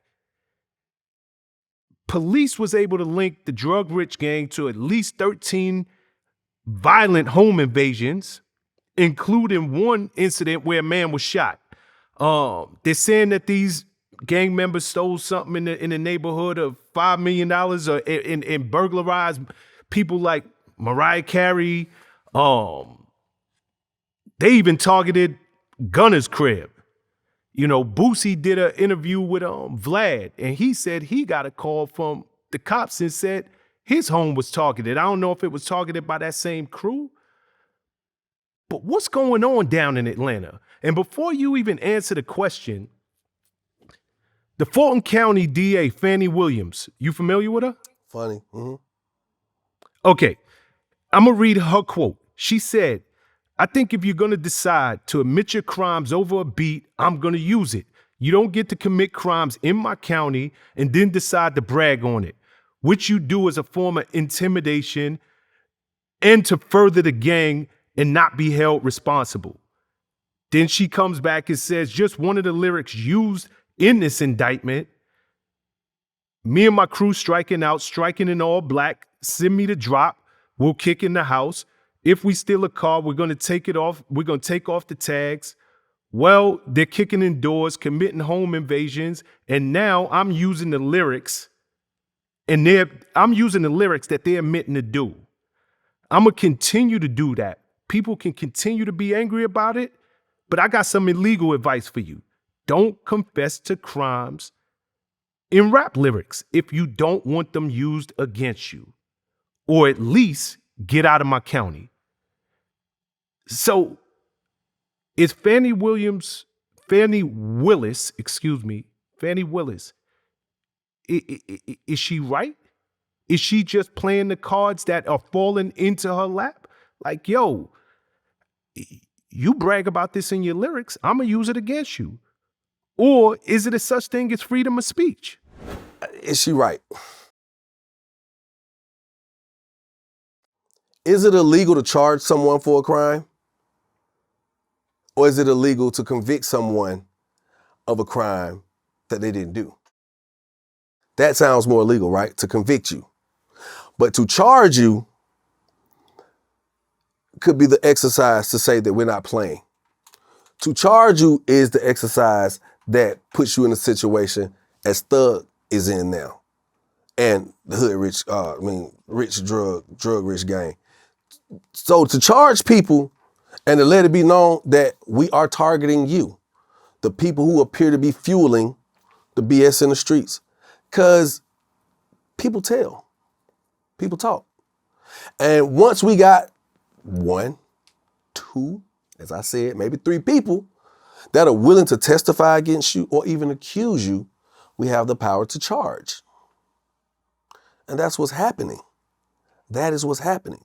You got so many followers who are jumping on the bandwagon, jumping in with these crews, whether they rappers or gang members, they jumping on board because they need protection. They jumping on board because they want recognition. They jumping on board because they see, hey, this is the easy way I'm gonna go and eat. But when they ain't eating the way they supposed to, or they getting their ass banged up and jammed up, they telling. Now, not only are they telling, she's got a book of your thoughts, whether fictional or fact. You saying this stuff, and we got people that's pointing you to doing it, linking you to doing it. As far as she's concerned, that's a confession. And what's gonna happen is, I think the artists are gonna have to pull back on some of the shit they saying they do. Think about it. If you keep doing this and niggas keep getting locked up and getting jammed up, it doesn't just start at this level with the rappers, cause you scare them, but some of them don't give a fuck cause they want the recognition. It's cats that's like, man, fuck it, I ain't did nothing, they gonna have to come get me, I'm gonna be a real nigga, I'm gonna stand on mine. It's the labels. It's the people putting the money up. Once they get the picture, they're the real businessmen. They're the business behind a lot of this shit. And they gonna say, hey, hey, we can't put that, we can't put that out. No, we can't release that. For what? I can't even let you go out the door saying that shit. Cause I'm putting up too much money for you to get locked up. Nah. So once the labels start holding their nuts on you and telling you don't do that, the DA is holding her nuts on you, telling you don't play with me. That shit gonna change the nature of what's going on. I don't care what nobody say. Do I like it?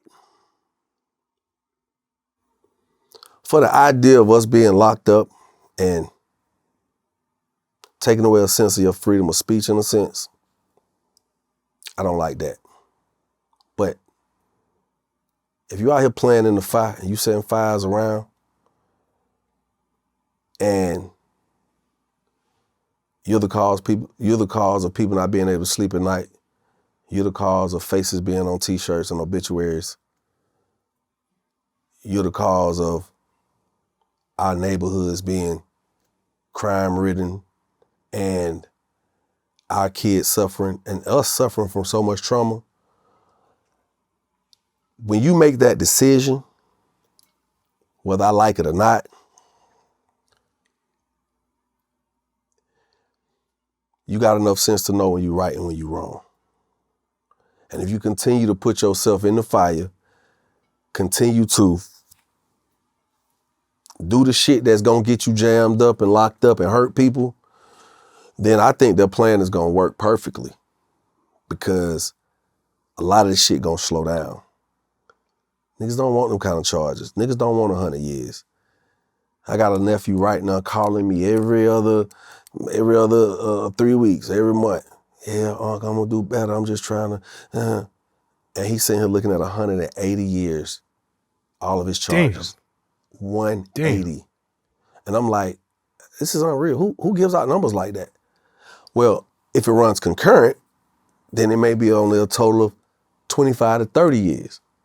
But I'm telling you, you got 7 charges, and this charge alone carried 40. This charge alone carried 30. That's 70 years. This charge alone carry another 30. That's 100 years. If it runs consecutive. Now running concurrent, the numbers will be different. But if they're telling you we can hit you with 180 years, some of these cats are gonna start getting the picture. And some of the influence is gonna change. It's gonna have to change. It's already changed. You see the cats out with the little parody joints. Yo, I ain't did this, I ain't did that, I ain't said nothing, I ain't have a strap, there was prop guns in the video. I was just playing, I ain't never pimped a hoe. Like, it's becoming, where it's like a ha-ha, that's kind of crazy, because niggas is, that's kind of clever, bro. That's kind of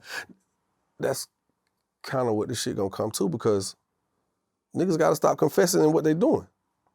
You see the parodies. Dude just did one the other day, what's the comedian, with the shit in his face? My boy, can't think of his name right now, too many thoughts flowing through my head, but he just had a video where he was talking about, he named the dude he shot, the day he did it, at his grandmama's house, how he drove off, and everybody like, oh shit, you telling on yourself. That's becoming a part of the culture. They're making fun of it, it's parodies, but it's letting you know, hey man, y'all better quit playing with these people. Because these people, they're tired. They're tired. See, it's been a change of guards, a changing of the guards in Atlanta. You know, we don't have the same DA. We don't have the same mayor. So you got a mayor who's coming in, who's stepping in. And I'm not gonna take anything away from the previous mayors, the black women, or the black male mayor, Kasim Reed. But Andre, because to be a mayor, you had to go to school, you had to be educated. You gotta have a certain level of integrity and dignity and a certain level of aptitude. So when they see the city turning crazy, and it's a black man, and you supposed to be the head of a household, if you the head of the city right now, you got to do something. You got to change this shit. Because you ain't with that shit. You ain't no gangbanger, you ain't no rapper, you ain't no thug, you ain't popping, we don't even see no visual, you popping bottles. We won't see you in the strip club. You living a different life. You're on the other side of the tracks, homie. So guess what he gonna do? He gonna say, we gotta change this shit up. Then you got this black woman who was under the tutelage of our last DA, Paul Howard, okay? A lot of shit slipped through the cracks. Paul Howard prosecuted a lot of people too, but a lot of shit been slipping through the cracks. And here's this eye who's been right there under him watching shit slip through the cracks. And in her mind, she could see where we going wrong, down the wrong path, and she stepped in. So then you got a new mayor, a black man, and a new DA who's a black woman. And it's almost like they working this like a husband and wife who trying to reclaim their fucking house. You ain't gonna be disrespectful in my goddamn house. I'm gonna show you. And that is exactly what is happening. I've never summed it up like that, but that's what it's like. It's like, hey, we ain't hearing that shit. We ain't raising no fucking hoodlums and little goddamn block sliders and ops. Nah, y'all gonna get y'all goddamn mind right. We sending your ass to jail. Stop playing. Hey, get your ass up out that bed. Get on in here. Let's start getting this home ready. It just feel like that to me. This is just me. That's my analogy, but yeah. Nah, you speaking a lot of truth in this interview, kid. You really are. And you know, I love having these conversations with you because it's showing the maturity of yourself, but also the maturity and consciousness that we all need to have within this community. Because this thing is out of control, brother. And we all gotta think different, we all gotta move different, and we all gotta start calling wrong for it being wrong. Like all this, you know, everybody keeping it real has gotten so out of control and backwards. I think it starts with the conversations like this. But I want to run something by you on another brother who, you know, I didn't expect this statement from him, but maybe he's growing. Quando Rondo, his car got shot up. Good friend of his was killed. Not sure if he was the intended target, but he threw down his flag. He said, yo, this is BS. I'm no longer a rolling 60s Crip. That should be applauded. But people actually was clowning him for that. Like literally clowning him for that. What's your thoughts? You know, you don't really hear it anymore. But when we was kids, when I was a younger man, I would hear blood in, blood out. And that didn't mean if he was with the Bloods. It meant gang life. The concept of gang. You blood in, you blood out. You know, you got to do something to get in, and we're gonna kill if you try to get out. Okay, I don't hear that as much anymore. I mean, I don't hear that as much anymore. I know a lot of reformed gangbangers that they didn't get killed. They just was like, you know, I separated myself. I extracted myself from that equation. I can applaud Quando Rondo in that space. Let me tell you why, because when I read it, I know the air of our culture. I know it's gonna get clowned. The moment I seen him, and I don't want to use the word act out. When I saw the emotional space he was in, when they pulled his homie out that vehicle, been there. I know that feeling. I ain't the only one that know that feeling though. Even the people who made fun of that, they know that feeling too. And the society is just so different now that people are so cold that we're promoting and marketing that cold-heartedness. We laughing, we smoking the ops. So to do that and try to make it a challenge and put the sound bite on you acting that out, that's from a place of hurt too. That's from a place of pain too. The problem is we want to continue that cycle. Retaliation. Get back, spin the block. And I just feel like, you know, when I read that, I said, I hate that this young man had to come to this point, of this moment in life, to feel so convicted, to speak with so much conviction that he would say that publicly. Because it was really soon. Because, you know, in certain instances, cats will fade to black. Then they come back like the little, like the YouTube influencer, the nigga who had all the tattoos in his face. Now he doing gospel. I forget his name, the little light-skinned cat. Somebody gonna say drop the name in the comments. Drop the name in the comments below, face that. But that's usually how it happens. We fade to black, then we come back. It's like, yo, you know, I'm Muslim, or yo, I'm with the church, or yo, I'm, you know, Loon. Loon faded to black. He came back, he was full Muslim. Shine, he went away, came back as a fucking ambassador. But they had to step away to let the shit die down as they go through their transition and that growth, that moment of atonement to come back and say, this is who I am when the heat is gone. He did that shit right then and there. He wanted to let it be known. He ain't with it no more. We could talk shit about the boy 6ix9ine. He did the same goddamn thing. He came back and said, hey, I ain't with that gang shit no more. I ain't even no gang. But he still came back on some loony shit, talking crazy and continuing his whole, I'm not even gonna call it a gimmick. Cause you know, when you get to playing with your life, that shit bigger than a gimmick. That's a marketing strategy for a disaster to me, but whatever it is.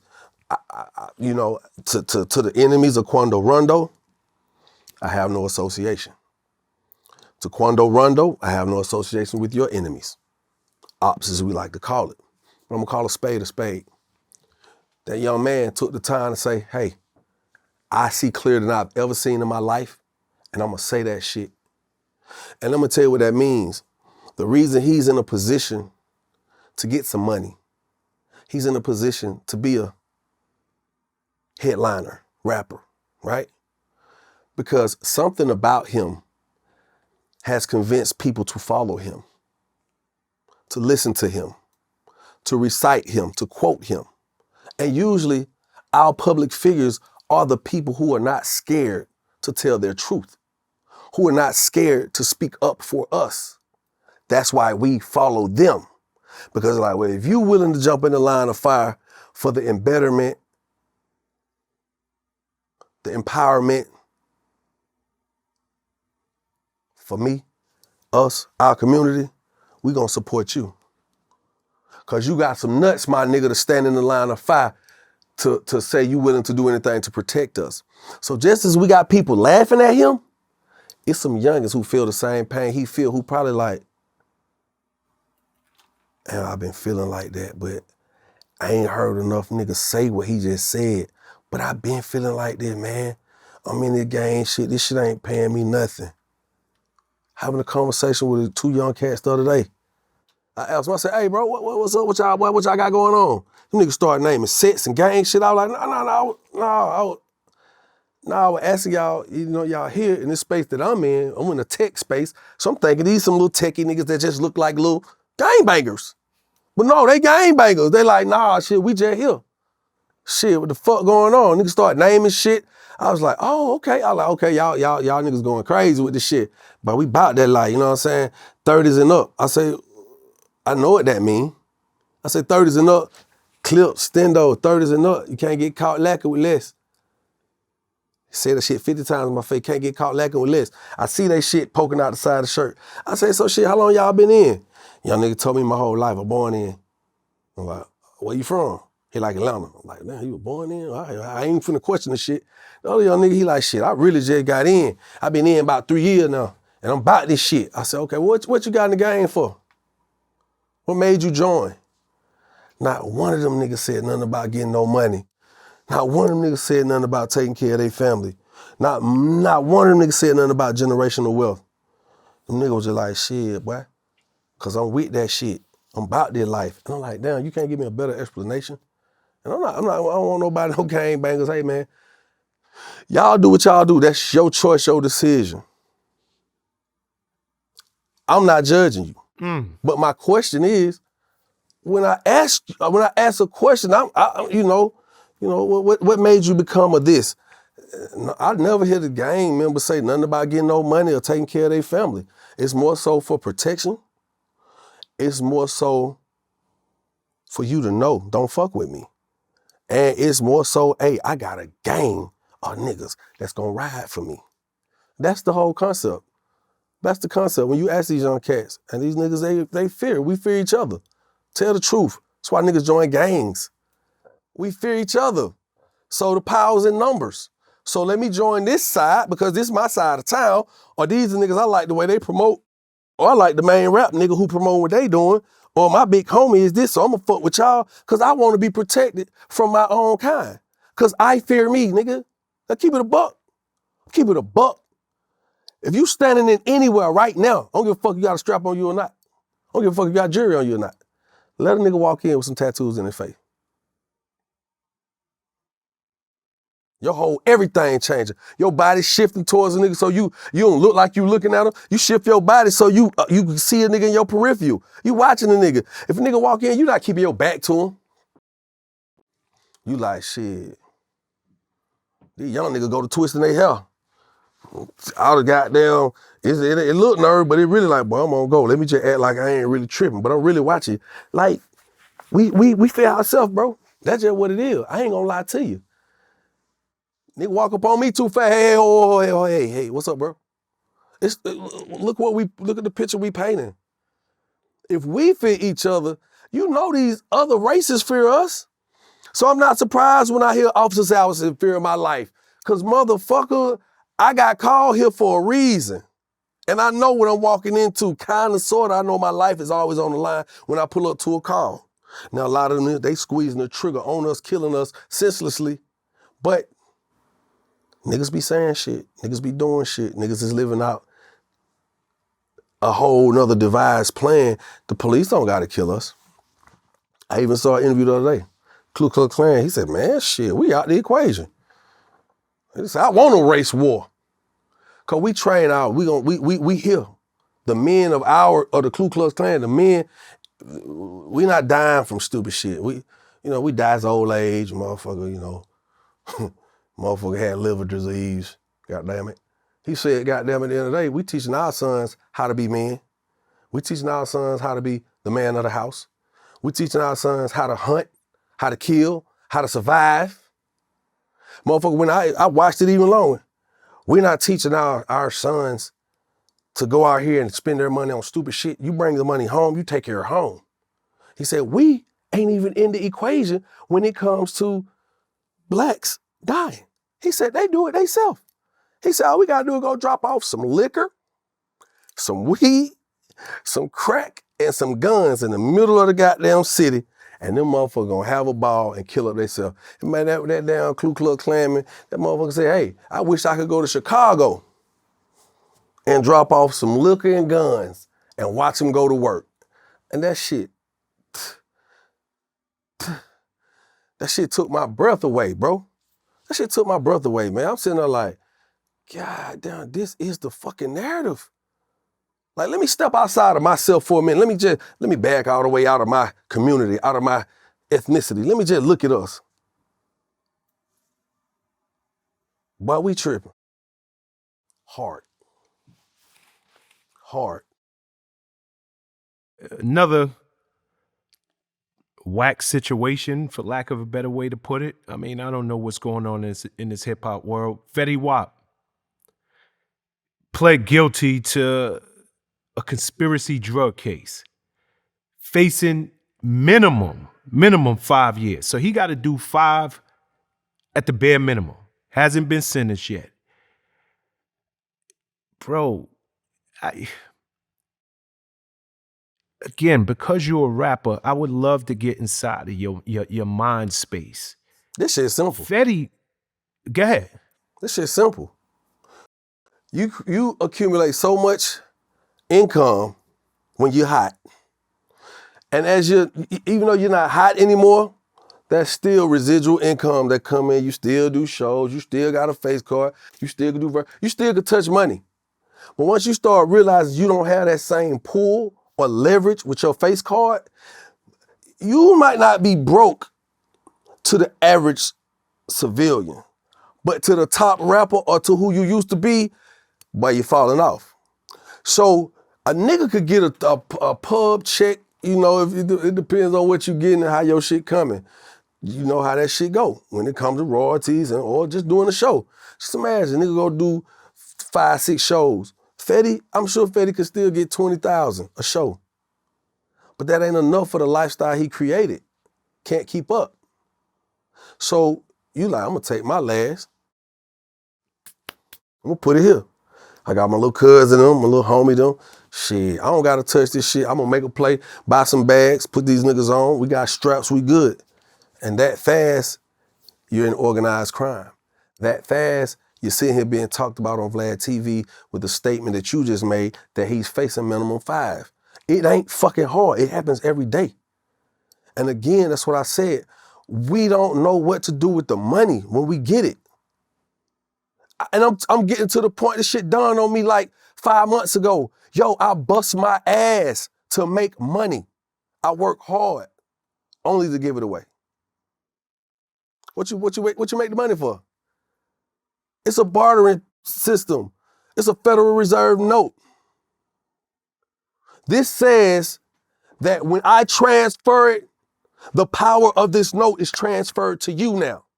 So if I'm gonna work hard to go make $500,000, I'm gonna be willing to go give it away to the designers, to the people that build the cars, to the liquor distributors, to my weed man, my dope man, whatever the fuck I'm into, to play with bitches in the streets, huh? To pay for fucking attorneys who be crooked as fuck. We know this. You know what it costs. You get a murder charge, how much is it gonna cost you minimum? 30?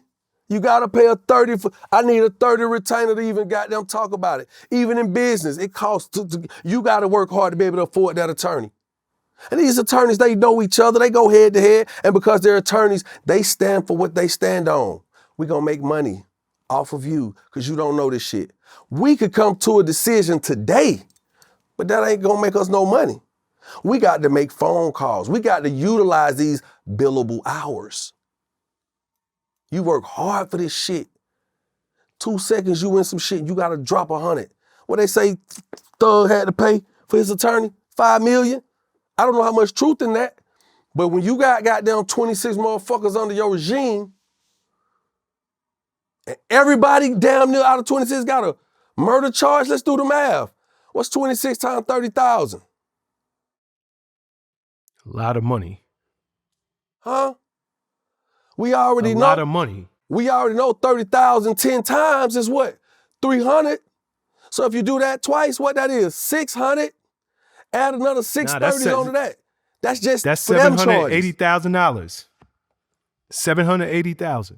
That's just for everybody with that murder charge. Now let's come on down the line. Let's come on down the line. I don't know how long I'm gonna be fighting this shit. Here's the retainer, because he's gonna use that. That is his stipend, or that's his source of income from you. And he's gonna work and chip away at that to protect you. That happens every day. We give the money away. We're not putting it where it go. We're not utilizing it properly. You think Fetty Wap couldn't have put the type of money he getting into one of these apps? You think it's people out here who are hedge funding every fucking day? There's a company out of Chicago, the Black Bread Company. They just did a crowd fund. They just raised $1 million. The first black-owned sliced bread company. I just interviewed them. I'm saying to myself, what? Don't nobody else make no bread? He said, well, think about it. Who you know make bread? I was like,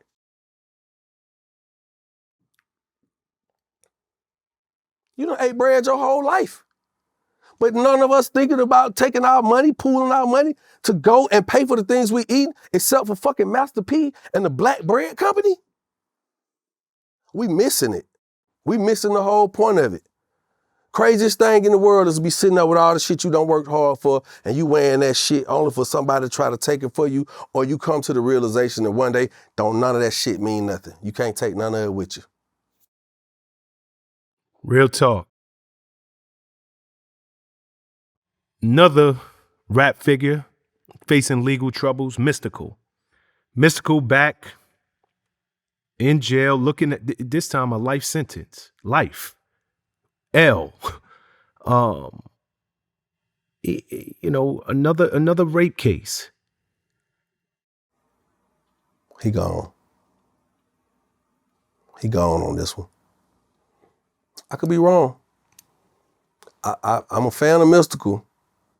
First time I was like, damn, that's fucked up. Did it really happen? I'm questioning, did it really happen? Second time, I saw how the shit played out. He was playing with his money. He like on some, nah, you gonna have to pay me back for this shit. He put himself in a fucked up situation, beat that. Now he back with another one. Man, these people not finna keep playing with you, man. And let me not say he gone. I don't know how that shit might go. That shit might come out right in the goddamn trial. Bitch was just upset and she said it and went with it. So I don't know, but I think that third time's a charm. I mean, he didn't come back and get charged with murder. He didn't come back and get charged with, theft by possession. He didn't come back with credit card fraud, money laundering, tax evasion. No, this nigga came back with another rape case. So I think, they're in a bad place. I think he's in a very bad place. And I do know one of the one times there was a bunch of money put up for him from his label. I believe Jive. I may be wrong, but I think that in my recollection somewhere, somebody put up a lot of money for him. And I can't say that somebody's gonna do that for him now. Nah, I mean, also, he's in Louisiana, man. Them boys don't play down there. Life is life. Life Them good is old not. boys. Them good old boys saying, yeah, boy, we got something for you down here. They ain't playing. I don't know what to say about it, man, but keep your head up. Nah, there ain't nothing to say about it. Kanye West. He just went on another rant, nothing new. This time he called out Adidas. He called out Gap. Essentially, he's saying, yo, they not include me in the meetings. They're moving with my designs. Gap is whack. He sent a letter to Gap and basically is like, yo, I want to leave. So when Kanye goes on these tirades, does it just help his business agenda at this point? Because yes, he's going at the Gap, but me and you talking about it. Or is it a bad thing to get in business with him because at some point, right or wrong, Kanye gonna flip on you? No, I think with Kanye, he moves as his emotions move. That's it. I think that he's a very intelligent, intuitive brother. I think that he moves with his emotion. And the minute you make him feel like he can't follow you because his emotion tells him no, that's law to him. When we think of business and business structures, let's say right now if we do a deal, right? That deal is basically set up for however the length of time we set it up for, right? And that deal is gonna be based off of the words that are binding us. And the words are gonna say, for this long, this is what we're gonna do. Well, I think where Kanye is different than normal business, his business mind, he's a part of the pulse of a culture that is forever evolving. It can evolve overnight. Let's be for real. What's the young lady? Ice Spice. She was just at $4,000. Yep. She got them look up and say, "Oh, they booking me like that? They fucking with me?" They say, "Hold up, we don't know how long you gonna be hot. You got a song that's 1 minute and 40 seconds. All right, this what the fuck we doing.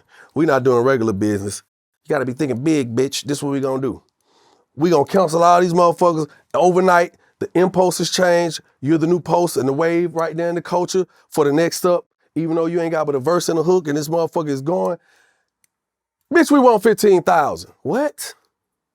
What do you mean? And somebody could argue, no, man, we did a deal for 4,000. Yes, based on the grounds of where I was evaluated 6 months ago, 4 months ago.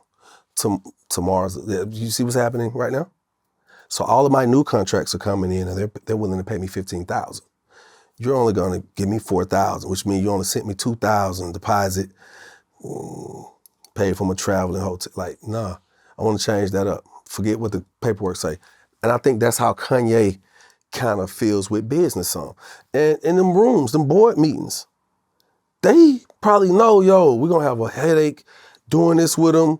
There are people here to get paid to do this. Kanye, we cannot have you to micromanage everything. That's what people are here, and that's what they're being paid for, to carry this shit out. So when you got people start tweaking shit, and he see that shit, nobody talk to me, yeah, he gonna throw a fit. And when he throw his fit, it's a rant. Now I say it's emotional, but the emotion fuels that. His emotion, the way he feel like, nah, this ain't right. Because it's not just emotional. Somewhere in there, logistically, you playing with me. I'm telling you, I see the way we gotta go. I know what the paperwork say, but this is what we wanna do. We wanna go this way. I'm Kanye. Well, we're not gonna be able to do that. You know, hey, our paperwork protects us and it binds us this way. And in order to do that, we're gonna be drawing out another 60 to 90 days, 3 months trying to figure this shit out with this new thought theory that you got. And we just wanna stay within the lines of the binding contract, you know? Nah, y'all not listening to me. You shit gotta go like this. And before you know it, they're like, man, this nigga crazy. That's why you get the genius and the crazy, because he's thinking differently. He's moving, his emotion tell him, I like what I thought of 6 months ago, but I don't love that no more. I love this. I was wrong. This is what's right. And if you're not willing to follow that shit, like you gave him all that money and sign on paper saying you would follow him, the minute he say follow me, fuck what that paper say, follow me. And we can't do that because this is a business and it's based on what it says. You got a problem. So for Kanye, I think it's gonna be one of those issues where some people are willing to say, man, fuck them, we'll give you more money. We'll bring you on, because you're gonna make a shitload of money before you click. You're gonna make us a shitload of money before you click out on us too. That's why people are willing to get involved. Yeah, I really think that is part of the strategy. That's part of the mindset and the thinking from upper management and the upper echelon of companies. At this point, Kanye's Kanye. He don't hide who he is. It's no way that you can be a major corporation and not know at some point it's gonna happen to me. It doesn't happen to everybody, from his baby mother to Nike to Adidas on down. But what I think that they bank on is it's always been good for business. So even when he do this, he can call out Gap, but guess what? People still, me and you talking about it. It's on every blog. Controversy sells. It sells, and people are gonna flock into the store and get it anyway because he's guess what bringing happened? more attention to it. Go ahead. Guess what happened? And I'm gonna say it, be quick. When people think of the idea of the death of a brand by exclusion or someone walking away, you know what I'm saying? When you say, hey, we're gonna take Kanye away from this, that means there'll never be a Kanye and Gap collaboration again, right? So at that point, it becomes a collector's item. Like, yo, it'll never happen again. We got to do it again. Virgil Abloh, Correct. right? Him and Louis Vuitton. This is the death of an icon with an iconic brand. It'll never happen again. So anything coming out by Virgil right now, niggas is buying it. Virgil, I'm gonna put y'all on game. My dad gonna be like, man, you just made the motherfucker so much money, you crazy. Nigga, shut up sometime. There's a book, 2 versions. It's a Louis Vuitton book and it's the Virgil Abloh. Well, I hope am I saying his name right? His last name? Virgil? Yeah, Virgil Abloh, yep. So there's the book with a Virgil inspired cover. It's a few $100s. It's a coffee table book.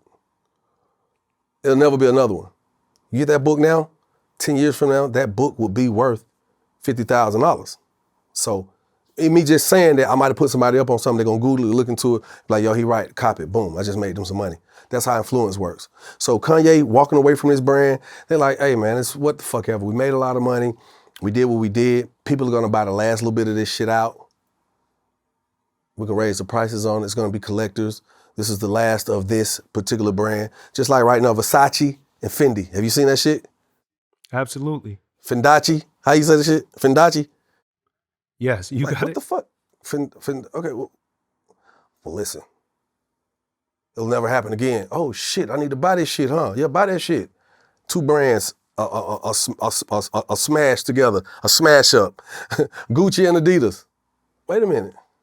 Y'all done figured out how to help a motherfucker up. Adidas already up, but they ain't, wait a minute. I'm not paying that much for Adidas, but since it's intertwined with Gucci, I'll pay for it.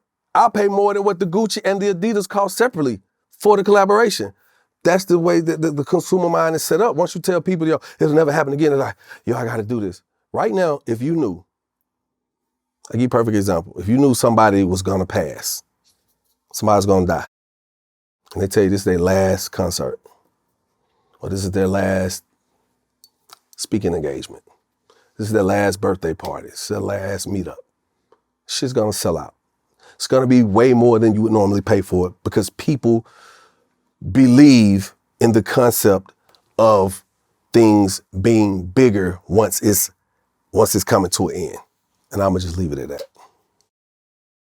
Okay, clearly you this entire interview, you've been speaking like a very evolved, mature artist. Jock 2022 has clearly evolved from when Jock first came on the scene. So I want to read something. I want to read a quote to you, because Gucci Mane, your boy, your brother, he said, yo, he's calling for all rappers to stop dissing the dead. He said, I know my tongue is like a sword, and I know I should be more careful with the things I said. I feel like I started a trend that's never gonna stop. They're gonna keep dissing the dead. None of this is pretend. This is so real. A nigga got shot in the head. Y'all niggas wigging on pills and doing drills. We need to stop dissing the dead. That's a quote from his lyrics, right? Yeah. Should we look at this and be like, yo, you know what? Gucci done came a long way. Like, because he was really one of the first that was dissing the dead, publicly dissing the dead. Or is it the right message, just wrong messenger? No. What better messenger?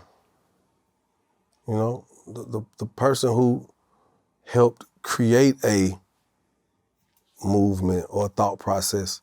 When he and Jeezy went head to head, he knew that this was for the culture. It was big for the culture. Now, he said a lot of things during that verses, but this was one of those things that was so profound to our culture because we like, yo, in our mind, Jeezy gangster. In our mind, Gucci gangster. They were big enough to come together for the culture, no matter whose side we take, and do this shit, but that shit some real shit. I know this shit finna be real. So Gucci said the only way that he would do it is if he could say what the fuck he wanna say and operate the way he would operate in this situation. They said, okay. When he said that shit, instantly, it was just one of them things. It's like a bar. When he said that shit, do you know how many times I go live and a nigga just pop up before I go broke like Jock? I be like, what the fuck? Nigga, I'm inside, I'm in my Rolls Royce, nigga, like, I'm in my Rolls Royce and a nigga pull up next to me like, hey, with the camera on, before I go broke like Jock. Bitch, I'm in a $300,000 car. All right, what you gonna say? So all it takes is the right person to say it at the right time. The culture picks it up, they're inspired by it, and next thing you know, guess what? Everybody's moving off of that narrative. You get what I'm saying?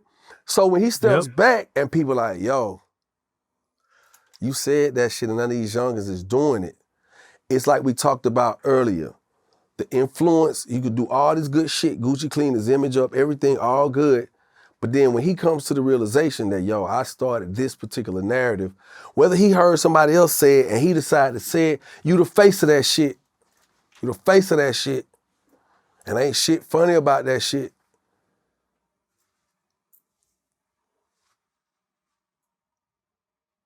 Cause here it is. Gucci used to fuck with Gotti. But after all that shit, you know, when they went they separate ways, the words, you know, however it went, over Keisha Kior, you know, respectfully, they went their own ways. No beef, no rivalry, no war. Few things he said here and there, but they both knew like, man, fuck this shit. I don't got time to beef for this shit because both of them knew they had the resources to kill each other. They let it go. Gucci, who fucked with P, Dog fucked with P, Dog fucked with Gucci. Right? Yep. I seen fucking people saying they smoking on Dolph. I'm like, how the that's one of them things that could have triggered him, you know? That made him sit back and be like, damn, I started this shit. Now niggas is even saying that shit about my own nigga. Or people I fuck with. That shit heavy. Then he wake up and think about it like, damn, like, I'm trying to show the young nigga how to get some money. And then you look at all the people around him as far as the new artists, they locked up, they getting jammed up for whatever reason. Not saying Gucci influenced them to get in trouble, but the troubled, the artists, the people, the troubled gravitate to him. He's made his mark in the culture. It gravitates to him, and if that's who he signs, and they go out there and they live out who they are, and they get locked up. After a while, you step back and you be like, damn, every nigga ain't gonna make it the way I made it. And he's aware of that. He's a special case in that space.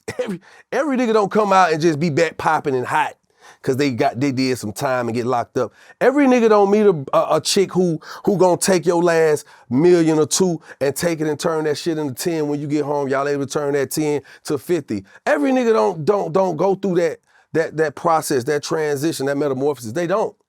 And when he sit back, he realized that shit is like, damn, this shit crazy. Niggas laughing at niggas. And the more mature Gucci says, I gotta say something, cause this shit crazy. These young niggas getting way more and more out of hand. And then when shit happening, I'm pretty sure there's little niggas that be around him say the same shit, cause they want him to know, we fuck with you, boy. We smoking on that whoop pack. And he like, Nah, don't say that shit around me, goddamn, get me and my goddamn wife and shit, my kids shot up. Hold up, my nigga, you gotta chill, stop saying that shit. Nigga looking at him like, well, you the one started this shit. That's the grown man in him saying, hey, y'all, hey. We gonna start that shit. Let's start that. But we need more niggas doing that. Hey. All this spin the block shit, let's stop that. Hey. Women and kids, out of bounds. Hey. Y'all look alike. Look. Y'all got the same bone structure, the same hair, my nigga. Look at your mama. Your mama gonna be crying, your mama gonna be crying. It's a truce. I can't just say stop saying that, laughing at the dead. I appreciate that effort from Gucci. But you seeing it, the realest niggas who out here in this shit, they starting to speak up. The platforms are opening up for that. Why you think this shit so big? Vlad been around. VladTV been around.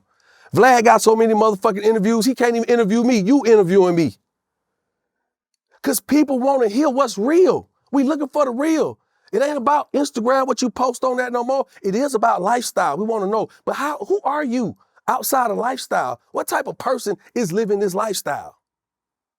That's why this shit is so important. When we get these platforms, nigga can't be scared. You got to stand on what the fuck you say. You understand what I'm saying? So I applaud Gucci. I applaud him for saying, hey, y'all stop that shit. Stop that shit. It's stupid. It is. I said it in a moment of being emotional. Tonight we smoking on Poogie. Whoa. That nigga so gangster. He said it to a nigga face and he killed the nigga. Man, that nigga gangster. And I know they had to pay him $1 million to do this shit. That nigga gangster.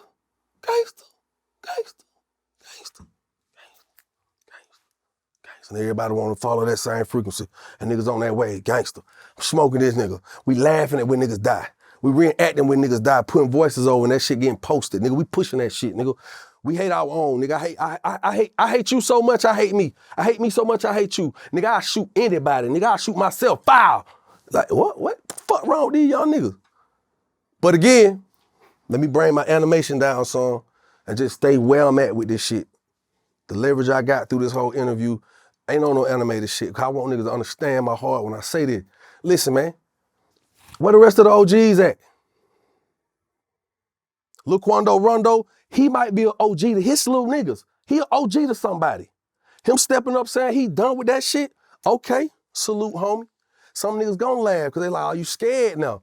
So fucking what? That's the emotion God gave me, nigga. If I'm scared and it's gonna keep me alive a little longer, bitch, I'm scared. Cool. Gucci, Guap. Hey, man, that man said that shit. But as a man, he wanted to right his wrong. He said, hey, ain't no more of that shit. It's out for that.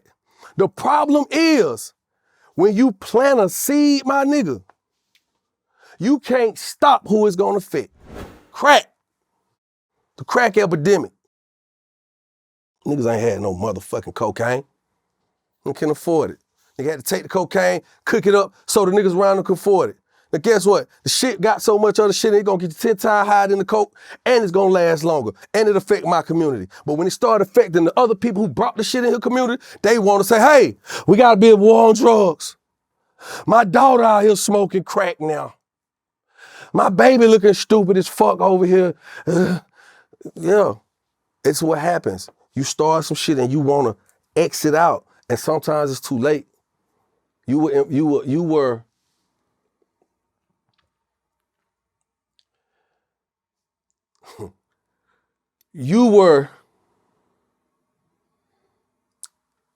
such an influencer that you influence people to follow something. And to the point you realize that what they're following is wrong, and you say, hey, I want to do over, let's cut that out, that's the wrong thing. Just because people follow you, they don't always follow you back. You can tell a little nigga like right now, this your little nigga, hey, nah, don't go shoot them people. We ain't gonna do that because I just got some other information. All right, but his impulse, he leading off, he riding off what you done gave him, and he still go shoot them folks. That happens every day. You think niggas still ain't saying these lines? We smoking on this, and he the nigga who said the line. Niggas still gonna say them lines. But I would like to see more OGs like that. Stand up. Tell these nigga, man, put these gun down. What we killing each other for? What what is we doing? You don't want to live? You don't want to see none of your people that look like you get ahead in life? You don't want to live past 20? What we doing? Half of these niggas, we don't own shit. You don't own shit. Nigga talking about this my block. This my block. I just seen on the goddamn news. They just bought O Block. Who is they?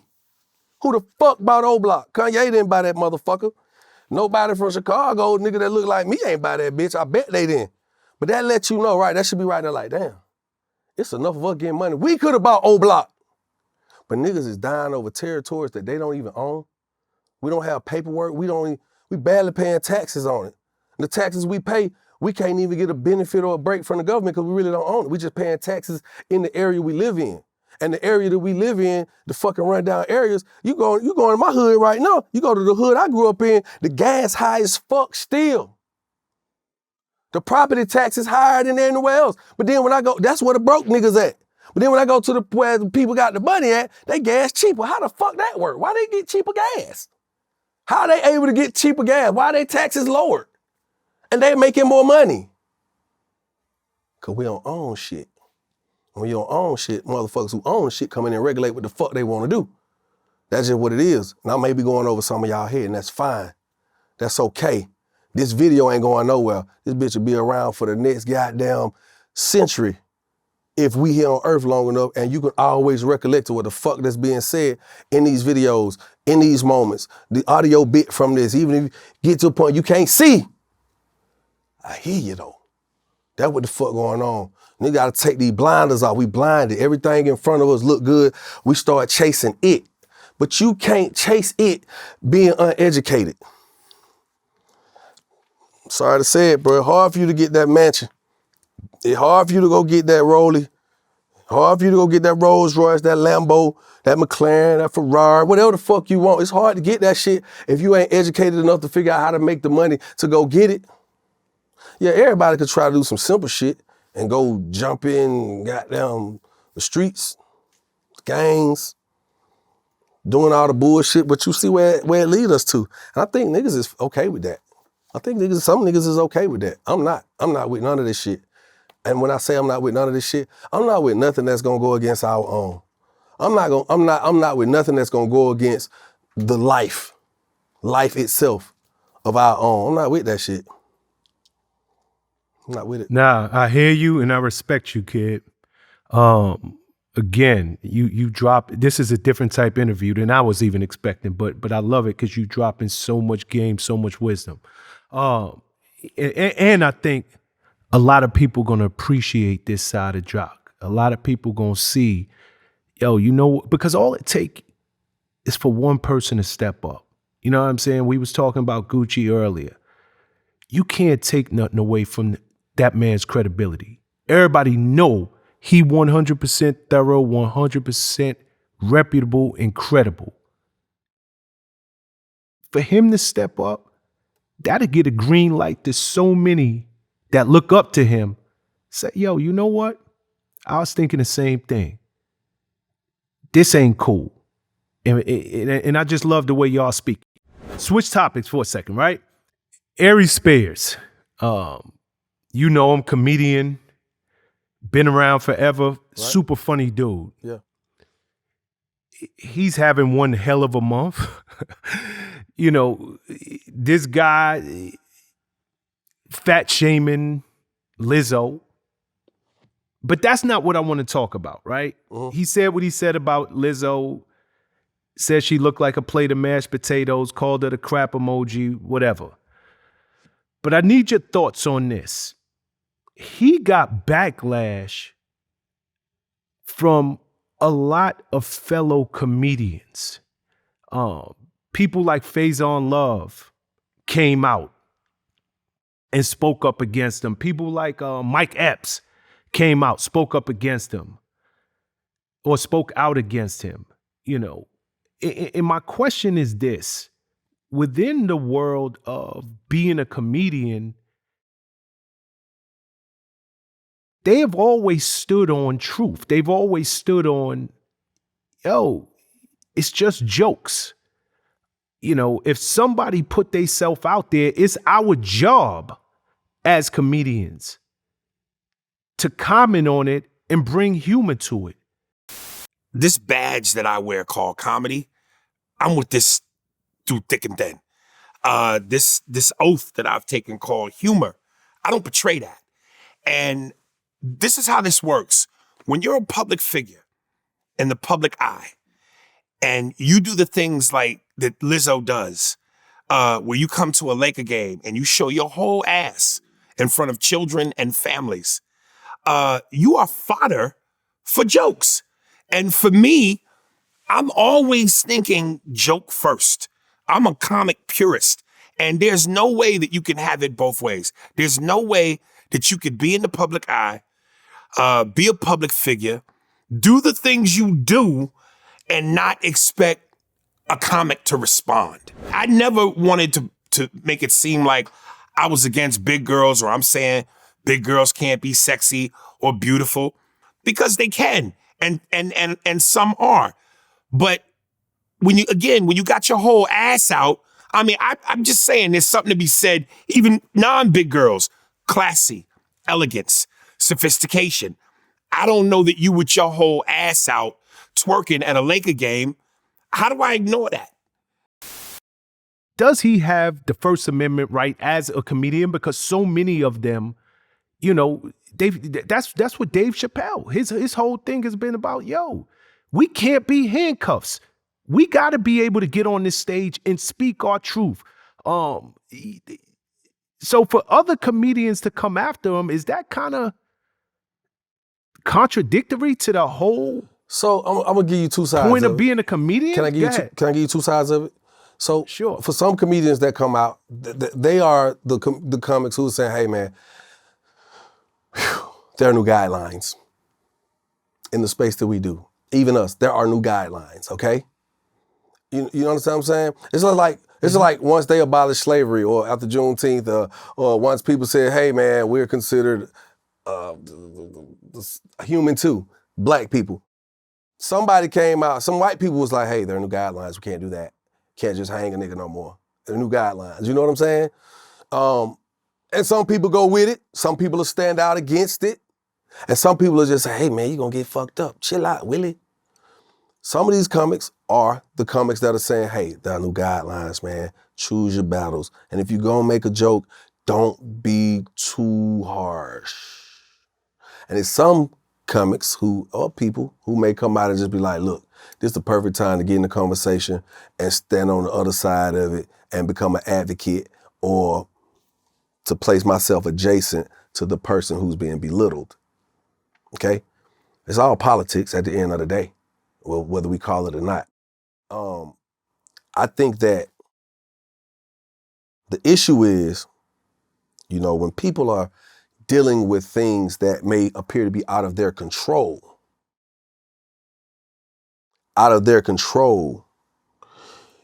you're supposed to have enough understanding, compassion, consideration to not shame them for that. So it's like right now, if I'm the guy, I was born with no eyes. And I'm like, nigga, I see you. And nigga make a joke about it. You like, yo, you tripping, man. You can't really. No joke. If I'm the guy with no eyes and like, you can't see shit. See where I'm coming from? It's like, bro, that was distasteful. He don't have control of that. Like that's low. Like, you don't know what type of emotional space this person is in, right? Mm-hmm. With Lizzo, she's confident. She paid like a motherfucker. She's very popular. Can she do something about her weight? She can. Who's to say she hasn't been trying to do something about her weight, right? But sometimes Lizzo will push the envelope, as a lot of entertainers do. And in a space where you've never seen someone of her status, or her size, dressed so provocative or risque, it's gonna come up in the conversation, whether you like it or not. And because it's topical, there's a space for it to live in the world with the comics. Now, whether you choose to take on that battle or not, you know, you have to be in touch with your wherewithal with that. Me personally, I just feel like people should be able to express what they feel, what they see. Because just as him being a comic and saying the things he says, he knows there's going to be a reaction, correct? Correct. Okay, let me say that. Lizzo being an entertainer, a person in the spotlight, an influencer, a hellified diva, a bodacious, voluptuous BBW, whatever you want to call her. She knows when she does certain things,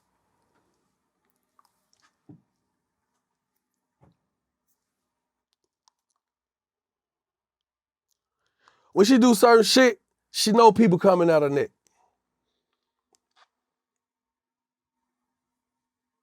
We know that, right? So a part of that, the world says, hey, we have to protect her because this is her, she's being confident, she's who she is, and this is what she believes is the right thing to do. All right, and you're supposed to just leave it at that. No, you got people who don't give a fuck about that. You know what I'm saying? I myself, I'm not the type of person gonna be talking about Lizzo like, girl, you tripping. But sometimes I might be like, shit, she confident as fuck. And to the world, to other women who are in her position, it gives them hope. And although she is obese, overweight, whatever you want to call her, hey, it's a market for that. I got homies, that's all they want is a big girl. So they offended that you talking about her. The other big girls are offended that you talking about her. The people who support her, her fans, they're offended that you talk about her. And it's just what it is, man. I just think we're in a very sensitive space in today's time. We're very sensitive. People could talk about anything, you know what I'm saying? It's to the point where they want to erase certain conversations. When we're talking about critical race theory, they believe, hey, we should erase history. You know, if you look around the country, you know, a lot of these historical statues of slave owners and the different people who were for the bullshit, we got them to take them statues down, right? You take them statues down so they get what they say. Oh, well, that's a part of our history. It's a part of the culture. So if you're going to take our statues away, we're going to take your storyline away from the history books. We're not going to teach your history in the schools anymore because you want us to defame what we believe in. You want us to do away with the erections of our heroes. So it's a back and forth thing. So I just feel like, you know, in this space, like people got to understand, man, people going to say what the fuck they want. People going to say what they feel. I ain't mad at Aries Spears for saying what he said because he's his own person. Do I like what he said? I don't like what he said to say she looked like a shit emoji, but she did wear a hellified outfit. And if that's what the fuck he saw, that's what he saw. Because he could have said, Lizzo looked like a bag of money, because that's what the fuck I see. But that ain't what he said. He said what he said. And I just think that, you know, people gonna say what they say, but I don't think people should be blackballed or pigeonholed because they say what they see or what they feel and think. Politicians do it every day. They say what the fuck they feel about a community, how they feel about a community, a nation of people, and people have to sit back and say, well, you know, they're making sense. Nah, fuck that. Let people say what they want to say and how they feel. You know, somebody could say, well, how would you feel if somebody white was calling you a nigga? And you're like, oh my God, this conversation. You know how I would feel. So they say it was the same thing.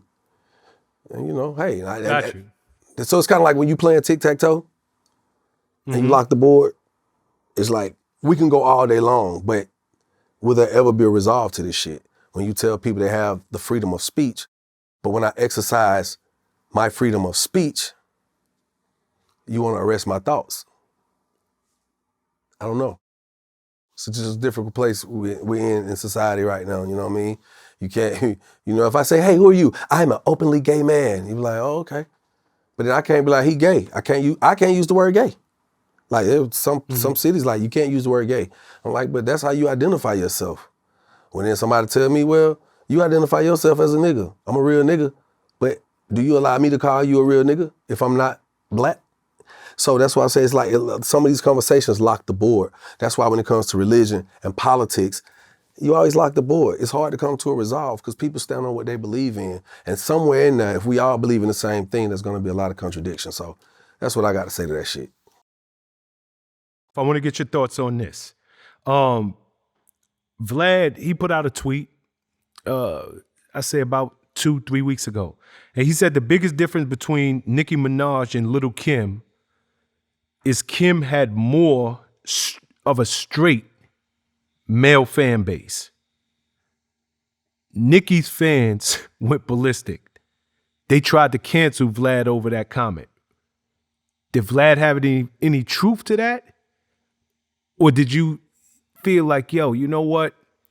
I get what you're saying, but nah, you off on that one, Vlad. I mean, there's some merit to it.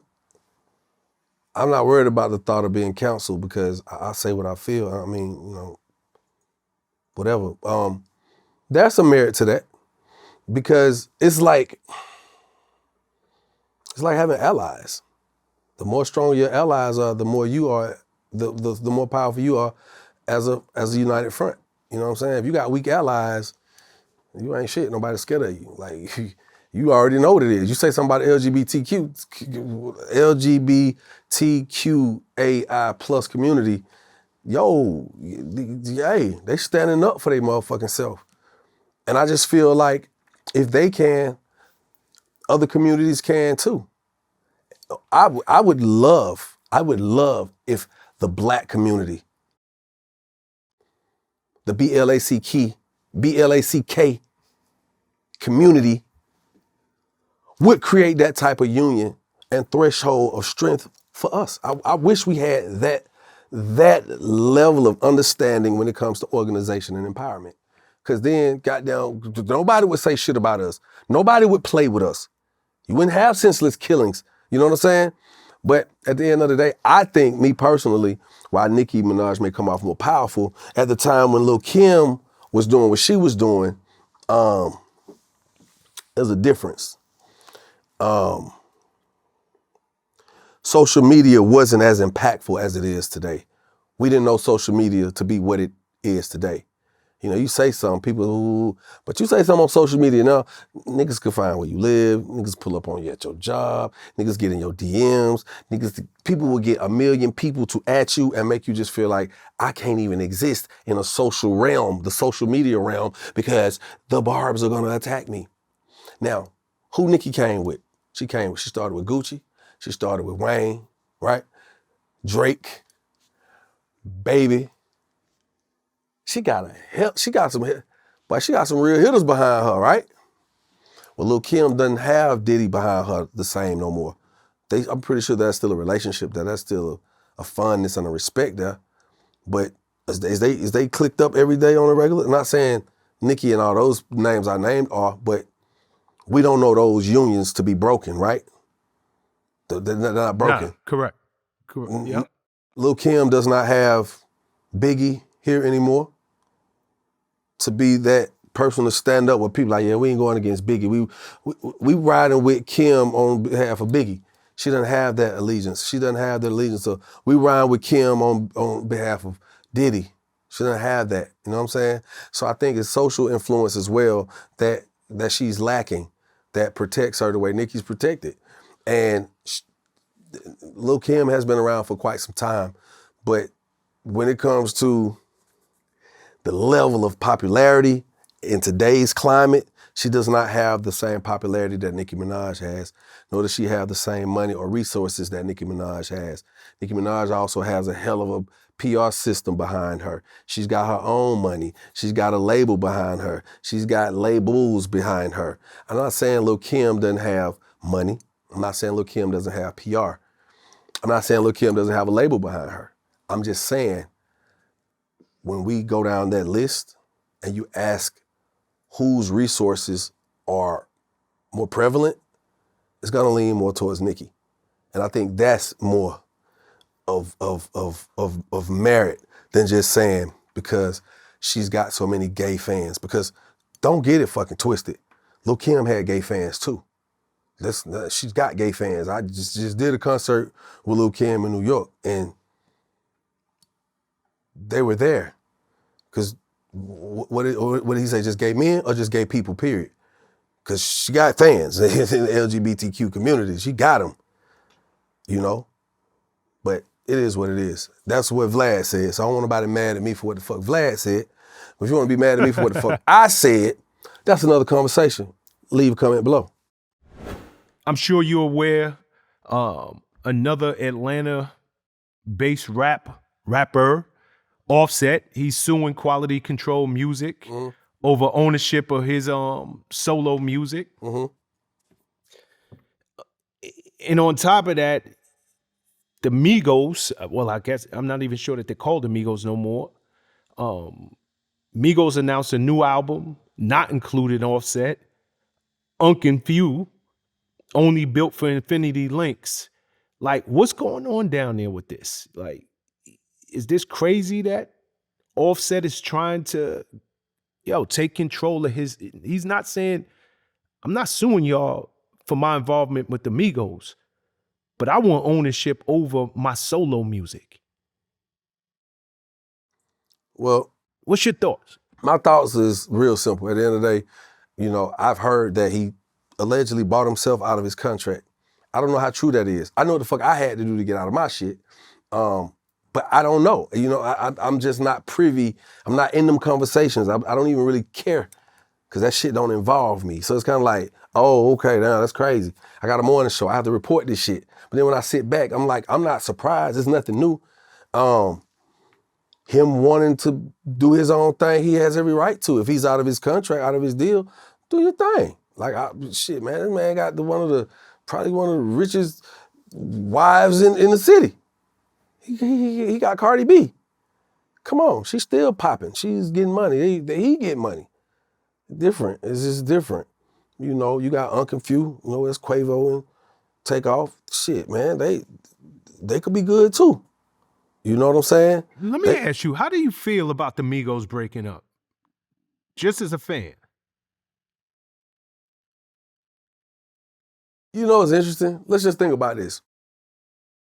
As big as they are and as big as they were, when they break that bag down at the end of a fucking show, let's just say one show, and they go home, Offset sitting there counting his money, or he looking over his funds or what he get paid for that shit, and his wife, who's solo, she ain't got no group.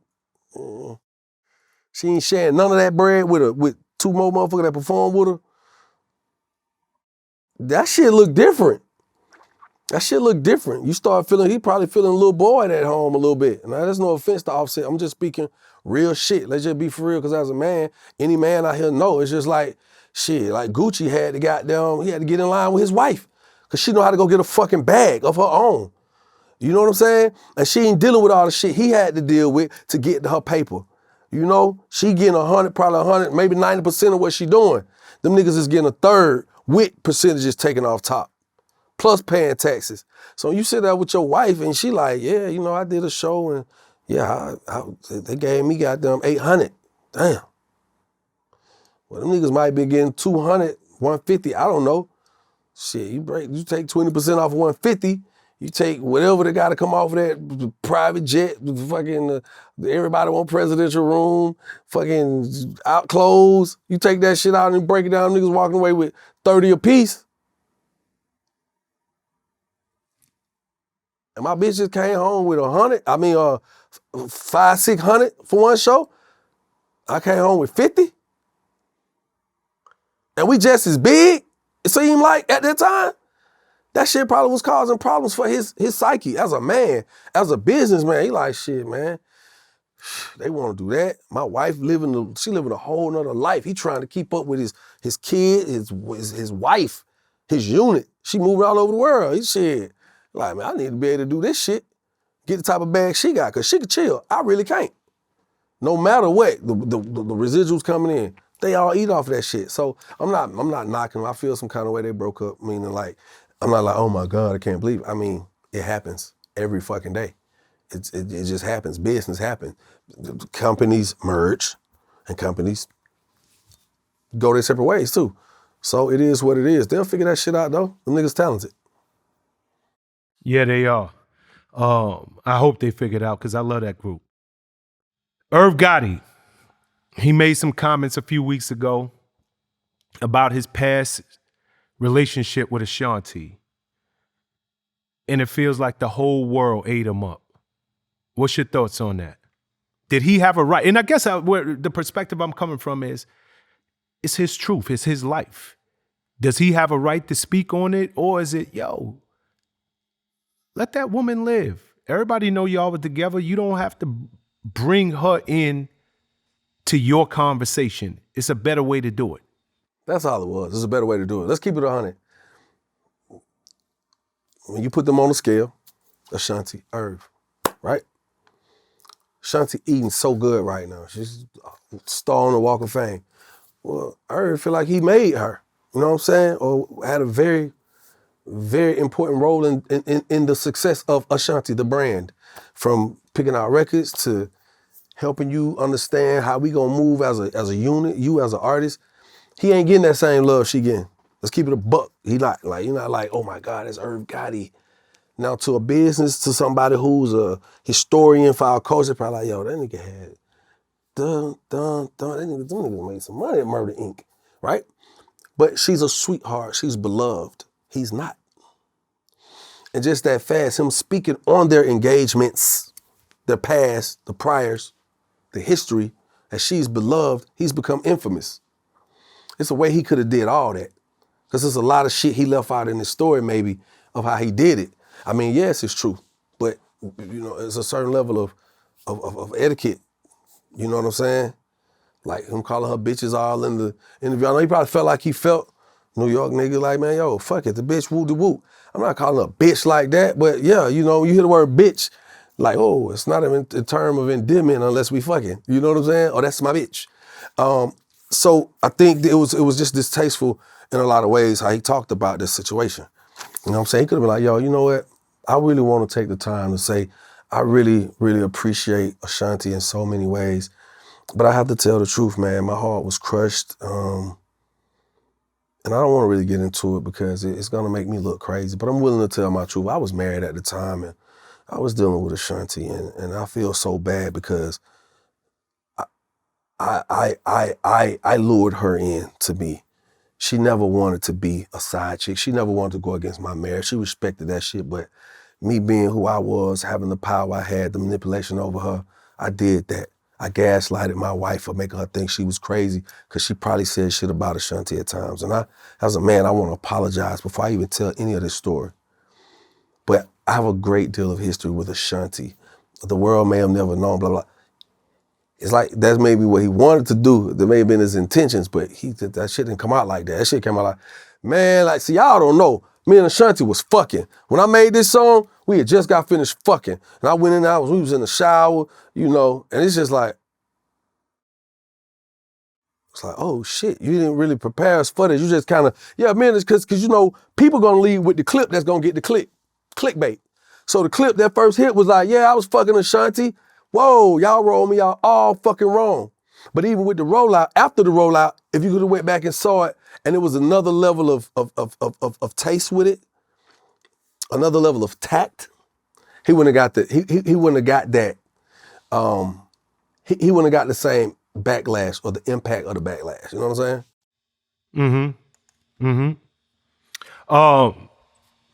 Speaking of people making comments and having backlash, I'm sure you heard Fat Joe. He caught backlash. He said that hip hop was started by blacks and Latinos. And of course, the internet went crazy. People feel like he was out of line, saying that it was started by blacks and Latinos. And clearly, Fat Joe, being from the Bronx, is like, yo, I was there. Like it's not like I heard about this. I didn't get it late. I was there. All right. And it was started by blacks and Latinos. So what's your thoughts? My thoughts is the same thing I said about the platforms now. When we look on TV, we love a good biopic. Some people say biopic. It's a biopic. It's like a biography, an autobiography. You know, we love to hear the stories. Like I didn't even, wow, I got more respect. Like, damn, that's how he got rich. People want to know the backstory because sometimes there's certain elements that are left out of history. So what happens is there's a discussion that hasn't been had. And when the discussion comes about or it emerges, people who are not privy to that, who don't have no angle of understanding, they didn't see that, they not ready to commit to even having that conversation, because nigga, I've been around 50 years and I never heard that. Fuck is you saying? Niggas not trying to have that conversation. Then it's like, Fat Joe, you are, so you know, instantly, it's just like you had a mixed child, you know what I'm saying?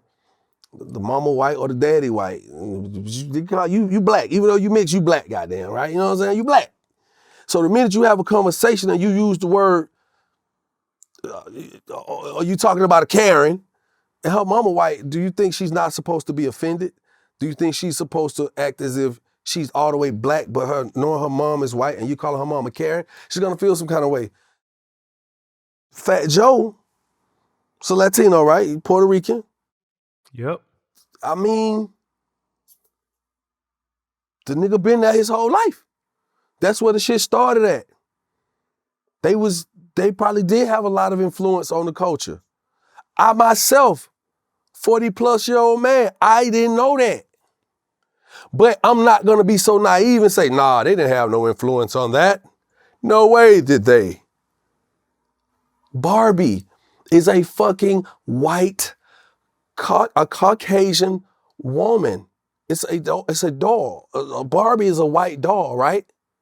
So to say that white women didn't have any influence on the hip hop culture would sound crazy when one of our most iconic fucking rappers, who's a female, who positions herself as a fucking Barbie and calls the people who follow her fans Barbs.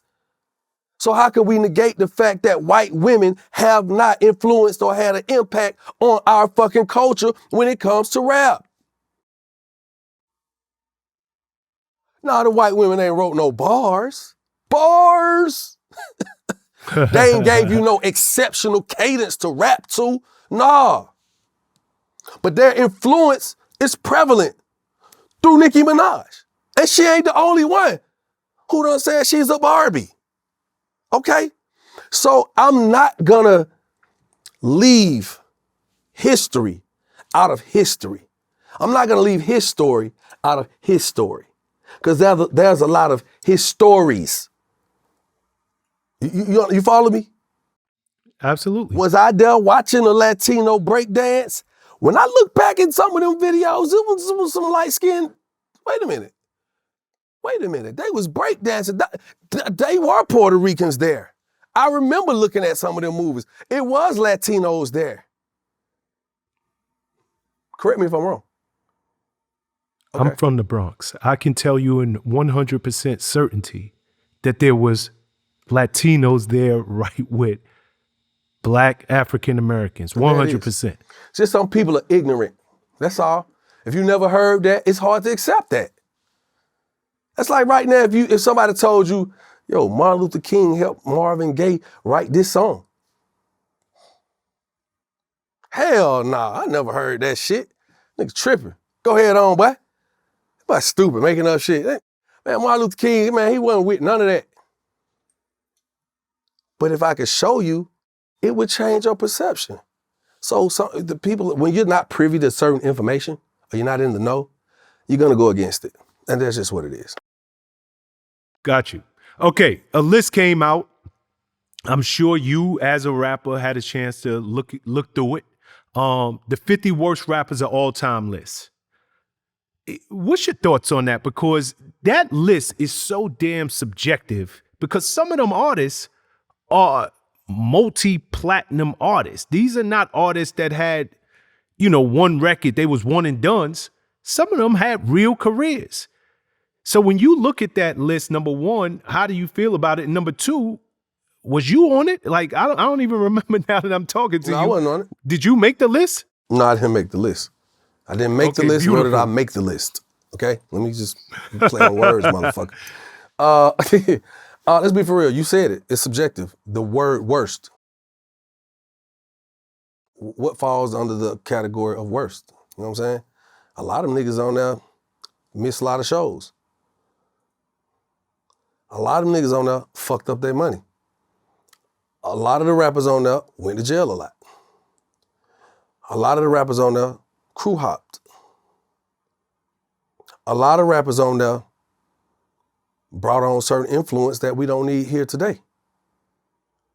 A lot of rappers on there have a very fucked up mindset. A lot of rappers on there made a whole lot of money, and that's enough to be upset about. So when I looked at that list, I was like, let me see who they got on there. And there's some people on there that I was like, oh, okay, I know what the fuck you put him on there. Oh, definitely. But then there's some people like, man, come on now. They put Future on there. Like, they put Gucci on there. Let's be for real. Some raps you used to hear Gucci, you be like, he ain't really on he got a different pocket, but he's snapping. Or he just said some ignorant ass shit. How he made that work? He just made that shit happen. It don't matter, he made it happen.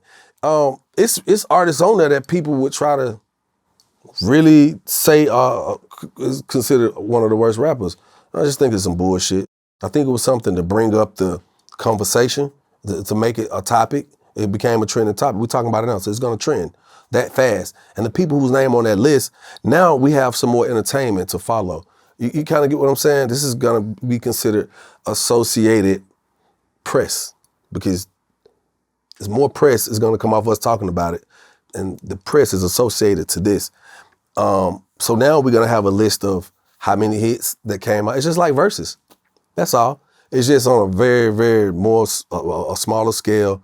It came out differently. It came out, like on a piece of paper of names.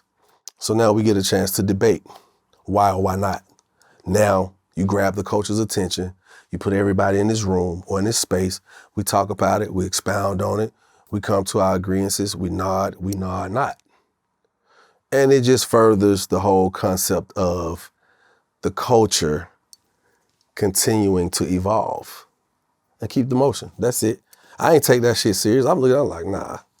His name's on here that's like, this nigga's Diamond. What the fuck you say he the worst rapper? Like, nigga, you the worst list put together. You the worst person that ever put a list together, nigga. This is the worst list I ever seen. You got 50 niggas on here. All these niggas is, 50 niggas and 40 of these niggas is multi-millionaires. Shut the fuck up. So whoever wrote that list, that's their opinion. Because clearly they didn't sit down with enough people of the culture to do a poll. Now, if you want to do it and get a precise list of what you think is the worst rappers, you're still going to get a list that is subjective. Because this person may feel, this nigga right now going to feel like I'm one of the worst rappers because of how do I wore. It's somebody that don't fuck with me right now because I'm on Love and Hip Hop. Yeah, bro, I fuck with you, bro. When you got on Love and Hip Hop shit, bro, you just tripping. You got them people, you doing all kind of shit, look crazy. I don't fuck with that. Well, you don't fuck with me because I was on Love and Hip Hop. But you can't say I can't rap. I ain't saying I'm the best rapper, but I can rap. I can put a hook together in your face and run circles around you. Do I choose to do music like that still? No, I don't. I don't even, you feel me? So, whatever. Okay, got a question for you. Got to answer. You mentioned Versus. Yeah. You mentioned Versus. Yep. Who would you do a Versus against? If you could have your dream Versus match, who is Jock going up against? Nobody. Really? Nobody. I was in a space of transition when I first came out. Crunk was going out, so I can't compete with nobody in the Crunk. Let's go category with Crunk. Snap music was popular, but its popularity was dying. Even though it sounded like a snapping is going down, and the snapping, I know you see it, and the snapping by you drink, but it wasn't considered snap music. So there's nobody really in that realm that I'm gonna really just go up against. Me, myself, I feel like I had a decent run, but I don't feel like I had enough songs to just be like, yeah, I'm going up against whoop-de-whoop-de-whoop. I don't care about none of that shit, because in real life, everybody who's been on Versus, believe it or not, had a lot of influence on the music, the culture. So you competing against You would be on there competing or performing with somebody you've helped influence. So I ain't even worried or concerned about no fucking verses. I mean, I go on there against anybody that felt like, I could level up with. But me, myself, I made a lot of money doing records with other people. You know what I'm saying? I might not get on there and give you, I can't say I got 20 hits. And I'm fine with that. Like, hey, that's not how God wanted my shit to play out. God's like, look, because you've been good, because you have been real, because you've been humble, you have worked hard, I'm gonna give you a taste of that world. But you are so much more than just music. And that's why I've been able to do other things, from TV to movies to radio. And I'm going into whole other spaces. Like, so I don't know. I mean, I don't know. I don't see nobody that make me feel like, man, we was around at the same time, because I ended up losing a lot of different things to people that I was just like, man, this shit unfair. My first BET Awards, and, I'm sitting here and Chameleon now beat me with Riding Dirty. I was like, what the fuck? That was a big ass record, but he beat me. It's Going Down with Riding Dirty. You know what I'm saying? I go to the Grammys. Luda beat me with a song that I don't even think people know. Like, the song had just dropped, you know what I'm saying? I'm like, wait a minute. I sold 6 million, this, that, and I'm top number one. And he got a song that just dropped. I didn't get a Grammy for it because I'm not on the recording, the Grammy committee. I'm not because I'm not signed up. I didn't know, nobody told me that. Nobody told me that, so I can't win if I'm not on that? Oh, a lot of things just broke my spirit. The layers were peeled back from the music industry, and I was like, okay, it's a lot of smoke and mirrors. I mean, if you're willing to play the game a certain way, you could goddamn, I could have been around a lot longer. I could have. I really could have. I could have still been doing music. But I just got to a point where I was like, nah, I don't want to go no further with having to do business with certain people or doing business this way. So I don't know. I don't know who I would go against in the verses. I wouldn't be scared of nobody. I don't give a fuck when they got way more hits than me. But I know my showmanship. I know the fact that I know how to entertain. You know what I'm saying? I understand how to command the crowd, control the crowd. So I may not beat you on the numbers of songs I got, but I get some crowd participation going, and they'll sing the songs that I do have, and that's good enough for me, because if I'm on that platform, that means somebody felt like you was of a certain status to be on that platform, and that's just what it is.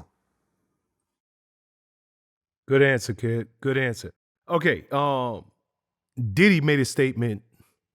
Obviously, you got a relationship with Diddy, Bad Boy. Mm-hmm. He made a statement that R&B is dead. Mm-hmm.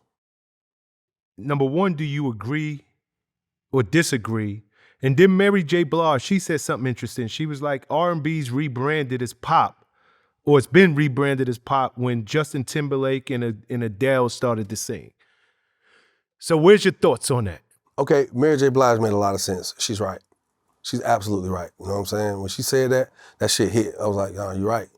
Because what's your girl, Doja Cat?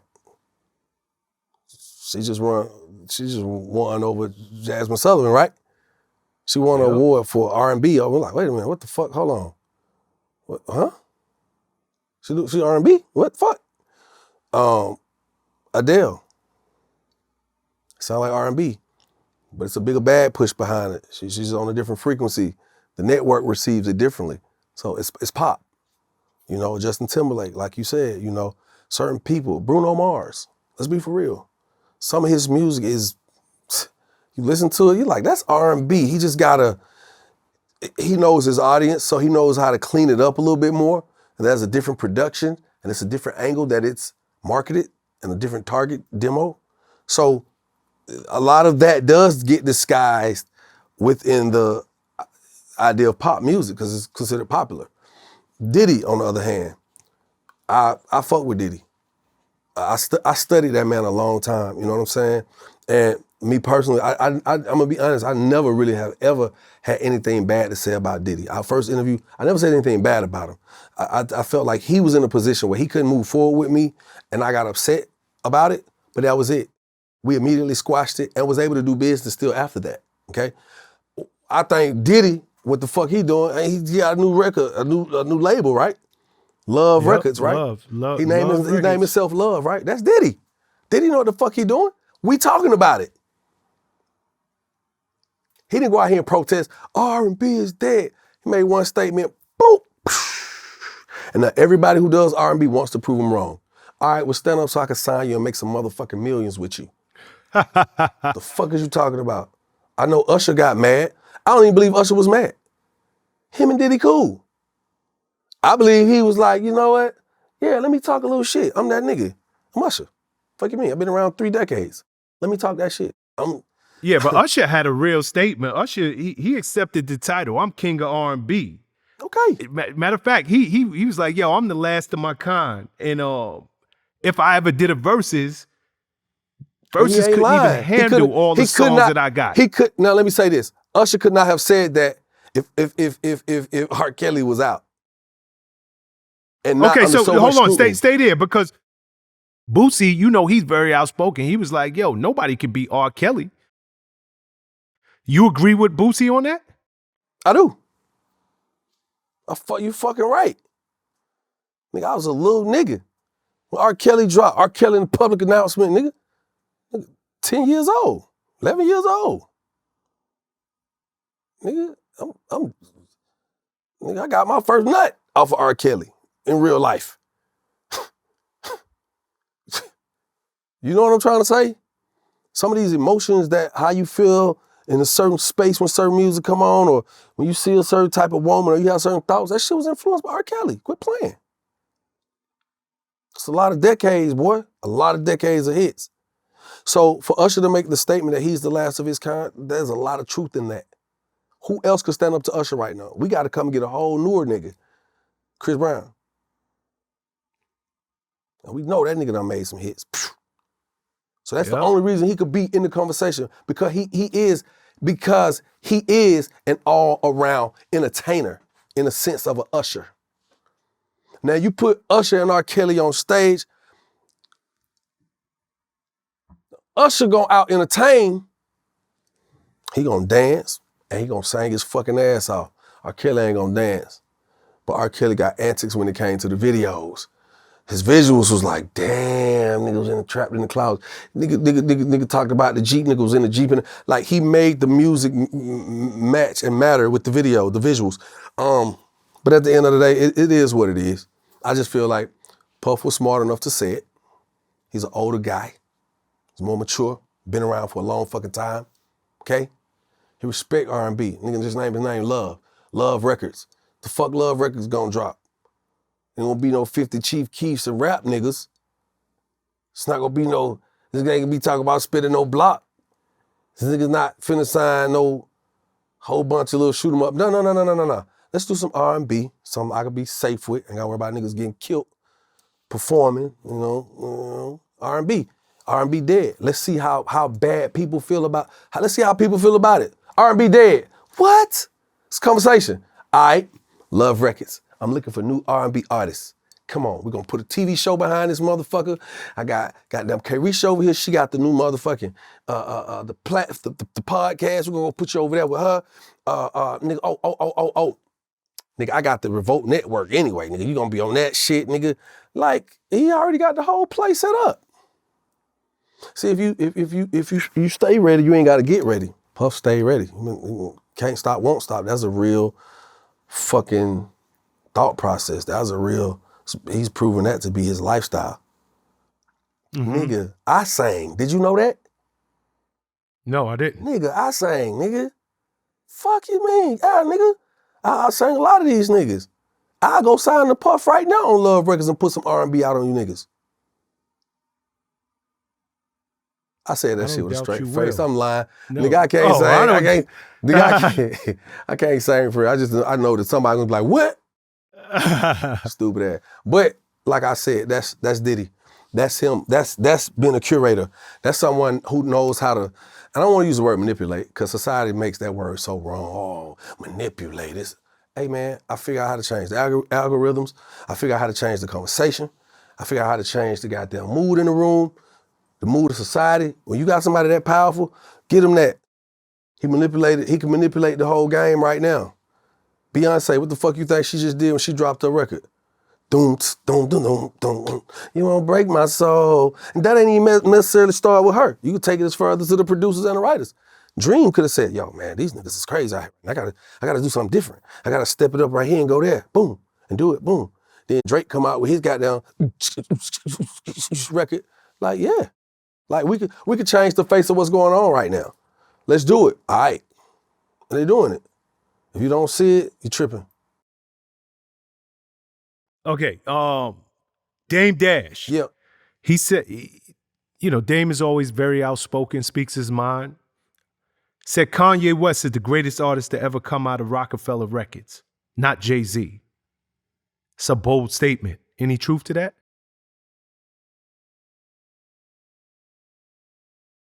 I understand it. I understand it. I understand it. I understand it. I understand it. Jay-Z has written some hit records, albums. A lot of hit records. A lot. Anthems. Jay-Z has been a powerhouse when it comes to branding. You know, from having Ace of Spades, from having, you know, just Rockefeller itself. Became the president of Def Jam, you know. He's done a lot. He's put other artists out and all that. But Kanye came up under him, right? And he's made a lot of hit records too. A lot of hit albums too. And he's branded a lot of products too, right? But he's also a producer. So he's given life to other artists as well. A lot of life. Probably to more artists than Jay-Z has, because he's given so much of him to other artists, opposed to just a verse or a concept. He giving a go verse, a hook, and a beat. Now, I'm not saying Jay-Z has not produced. I ain't never seen Jay-Z hit a keyboard. I always seen pictures of him in the studio with goddamn Timbo. Do. And then he like, no, play that shit back. Like, I seen that. I didn't see him be in Timbo's seat. And nigga like, hold on, Jay, play that beat you just did back. No, so if those are some of the assessments or the assets of it, then yeah, Kanye is a very, very, very, probably one of the biggest artists that came out of Rockefeller. Because what that means is the time it took Jay-Z to become a billionaire up under the Rockefeller regime, Kanye did it in a shorter period of time, a way shorter span under that same regime. So, you know, if it took me 20 years to become a billionaire and it took this nigga 10, now I'm not gonna say that Jay-Z's greatness, business acumen, Dame's involvement, everybody involved didn't help elevate Kanye to being considered one of the greatest. Because you cannot negate that. So that's where the conversation gets kind of like, just a little murky. It's like, well, shit, the nigga had you. The nigga had Jay-Z. Them niggas was making plays for him. Them niggas made the world look at him. So, you know, you kind of like, and you see how quick the conversation, like, well, hold on, wait, now, you made a good ass point, but then when you say that shit, I mean, Kanye didn't get to being just being Kanye. But I can also say that was some moments of greatness that came from Jay-Z that was influenced by Kanye, being a producer under that regime as well. So, you know, it's an interesting convo, and people have figured out how to make you talk. It's not just happening because I'm impulsive. Niggas is sitting back right now for the right time to spill their beans on whatever they feel. And they just make sure they locked and loaded with whatever it is they pushing the narrative. So when they say what they say, it's gonna create the clickbait, it's gonna create the trending topic. They got other shit to move with the trending topic. It's like running a route, football. You got a line, look at my nigga. When you open that hole up right there, you You gonna run about this way, I'm gonna pitch you the ball, you go through that motherfucking hole. We're not just gonna line niggas up and say, hike. Oh shit, run, okay, go to that hole. No, we already know when this hole open up, when that hole open up, when you go deep, when you go long, when the pressure on me, I'm gonna run this way. It's like running routes. Niggas is prepared for that. Just like I talked about the Diddy shit.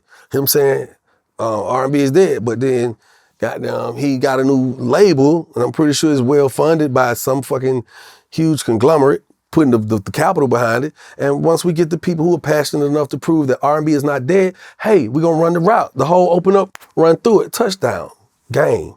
That's how this shit go. Got you. Blueface, you familiar with him? Of course. Okay. Him and his girl, Shawn Rock. Mm-hmm. I think that's how you say her name, Shawn. Mm-hmm. Yo, they are literally having public fights. Like, or better yet, it's kind of like, I don't know if you see these videos, but she be whipping him out. He be doing his best to keep walking, not put his hands on her. But this is clearly a relationship that, if there's a relationship that fits into the title toxic, this might be in it. What's your thoughts? Is that just young love, or do they really got to take an assessment of their relationship and say, maybe we just ain't good together?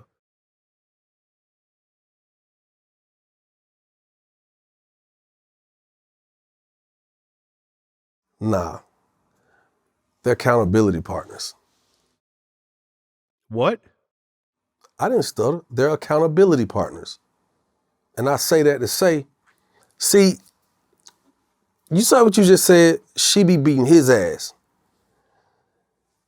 And for some odd reason, the world could go for that, because men, we do. And I'm only talking about the videos that have come out. The videos that have come nigga, out. That's all the fuck we could talk about, because nigga, we ain't there when they ain't showing video. We don't know what the fuck they doing. Unless we hear about it. Correct. And see a video. So, instantly, they'll be separated if he put his hands on them. He gonna have charges. Yo, people gonna come down on him. Niggas like, no, this ain't happening. No, you can't do that. Can't do that. And it won't be promoted as heavily, because somewhere somebody's gonna say, hey, we're not talking about that shit, move on. Let that shit die. You know what I'm saying? But somewhere in there, they're like, well, he Blueface. He got this crazy ass little girl. Shit look toxic, but he's sticking it out with her. She going crazy on him. She's lashing out. She's feeling the way. She's emotional. They're both all over the place, but you don't see them run into other people. They run back to the arms of themselves. They're living in their truth. I mean, that's what makes us talk. When people live in their truth. Because you really don't have to do nothing else but live in your truth. Damn, shit, what the fuck? What? Nick Cannon, as clean of an image as Nick Cannon has carried out for all of this time, through his evolution of being Nick Cannon, this nigga like a scoundrel right now. It's like, this is having all these kids. What the fuck going on? Oh my God, what is he doing? He's trying to overpopulate. Oh my God, how can he do this? This is really just what the fuck he want to do. That's all it really is. He's living his truth. No matter what it is, if he can live his truth, ain't none of these women belittling the next, ain't nobody fighting, ain't nobody getting called the cops on. Nick Cannon not going to jail for whooping his baby mama ass. He ain't kicking this bitch out. He ain't going back repossessing her Range Rover. He ain't got them sitting there talking about, man, fuck that bitch. You know what's really wrong with it? Society, we're gonna talk because we don't understand. How could this be? Oh, it's just for the money. Nah, man, hey, look, I like you. I like you. I like you. I like you. Man, can I just have my network of people that I love and trust, and I could just commit to y'all and my kids? Can I have that? Is that possible? I could do that? I could have all 7, 8 of y'all, 10 of y'all? Because I mean, clearly, look at all y'all. Y'all beautiful women. You know what I'm saying? Y'all not running to the blogs talking crazy. You're not scandalous. You're just beautiful people that I'm attracted to, and I love y'all. Now, I may not be in love with all of y'all, but I'm in love with the idea of being capable of loving all of you. Now, that's bigger than the money itself. Now, if y'all are willing to participate and live and ride with me on this journey, the people will be off our backs in a minute. Just fuck what they say. I'm gonna give you the best life you could have, you and my kid, blah, blah, blah, blah, blah, blah. He says that, and everybody sit back and like, well, shit, I mean, if I have a baby with him today, whether we're together or not, if I'm taken care of and we break up and he goes decide to be with her and make a baby with her, then it's still gonna be what it's gonna be. So why not be able to stay on good terms and create this hub of love? And fuck, you got a clan that we're all a part of you. So fuck what the people say, because once the people stop talking about it, it dies down and goes away. And our lifestyle is what it is. Yeah, that's what the fuck I'm gonna do, bend over. Yeah. I know them nuts hurt though. I know them nuts tired, Nick. I know them nuts tired. I'm nuts tired, Nick. Because I mean, it took me some time to get my clan together. I'm not still involved with the mothers, you know what I'm saying? I try to think that we're friends, but you know, I'm not involved with them sexually or anything like that. And I'm glad that I don't have these crazy run-ins and shit. But I made mine over 22, 23 years. Yeah, 23 years. Nick, you busting down in the last 2 years, my boy. But I am very aware that Nick has a lot of sense. He has a lot of money. Believe it or not, he has a lot of power. And whatever his plan is, whether it works or not, he has every right to live his life how he chooses. Because the most important part of it all that you have to salute and give a fuck how deplorable you think it is. I don't give a fuck how, oh my God, this is against humanity. It is. Ain't none of them women saying nothing bad. Ain't none of them women coming forward saying nothing bad about each other, about him, about the situation. Everybody's quiet. Everybody's living their respective lives.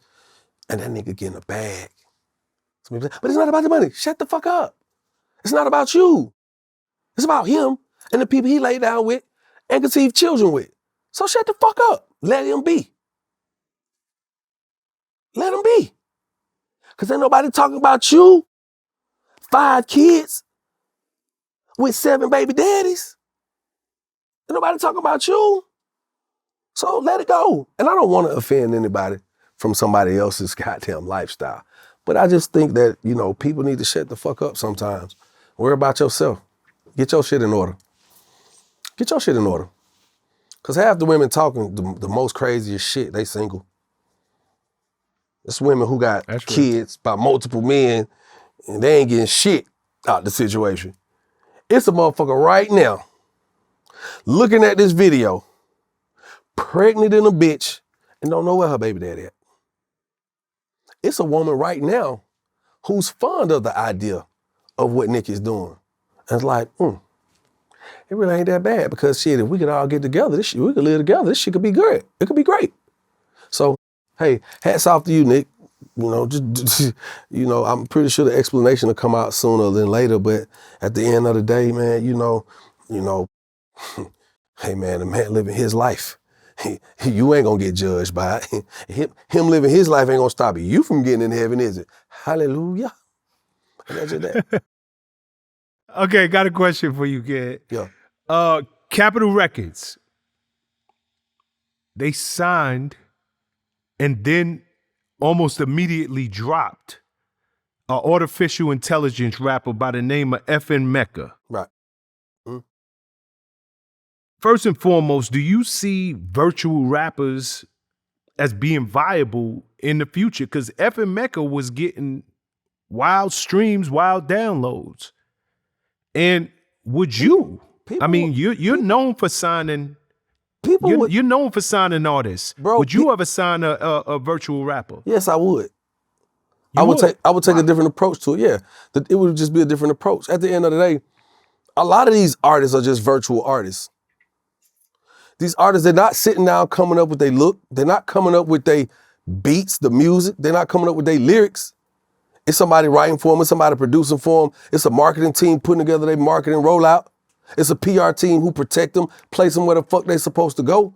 It's a bag put behind it. A lot of these niggas out here is virtual artists. Oh, I'm sorry. I wasn't supposed to let the cat out the bag.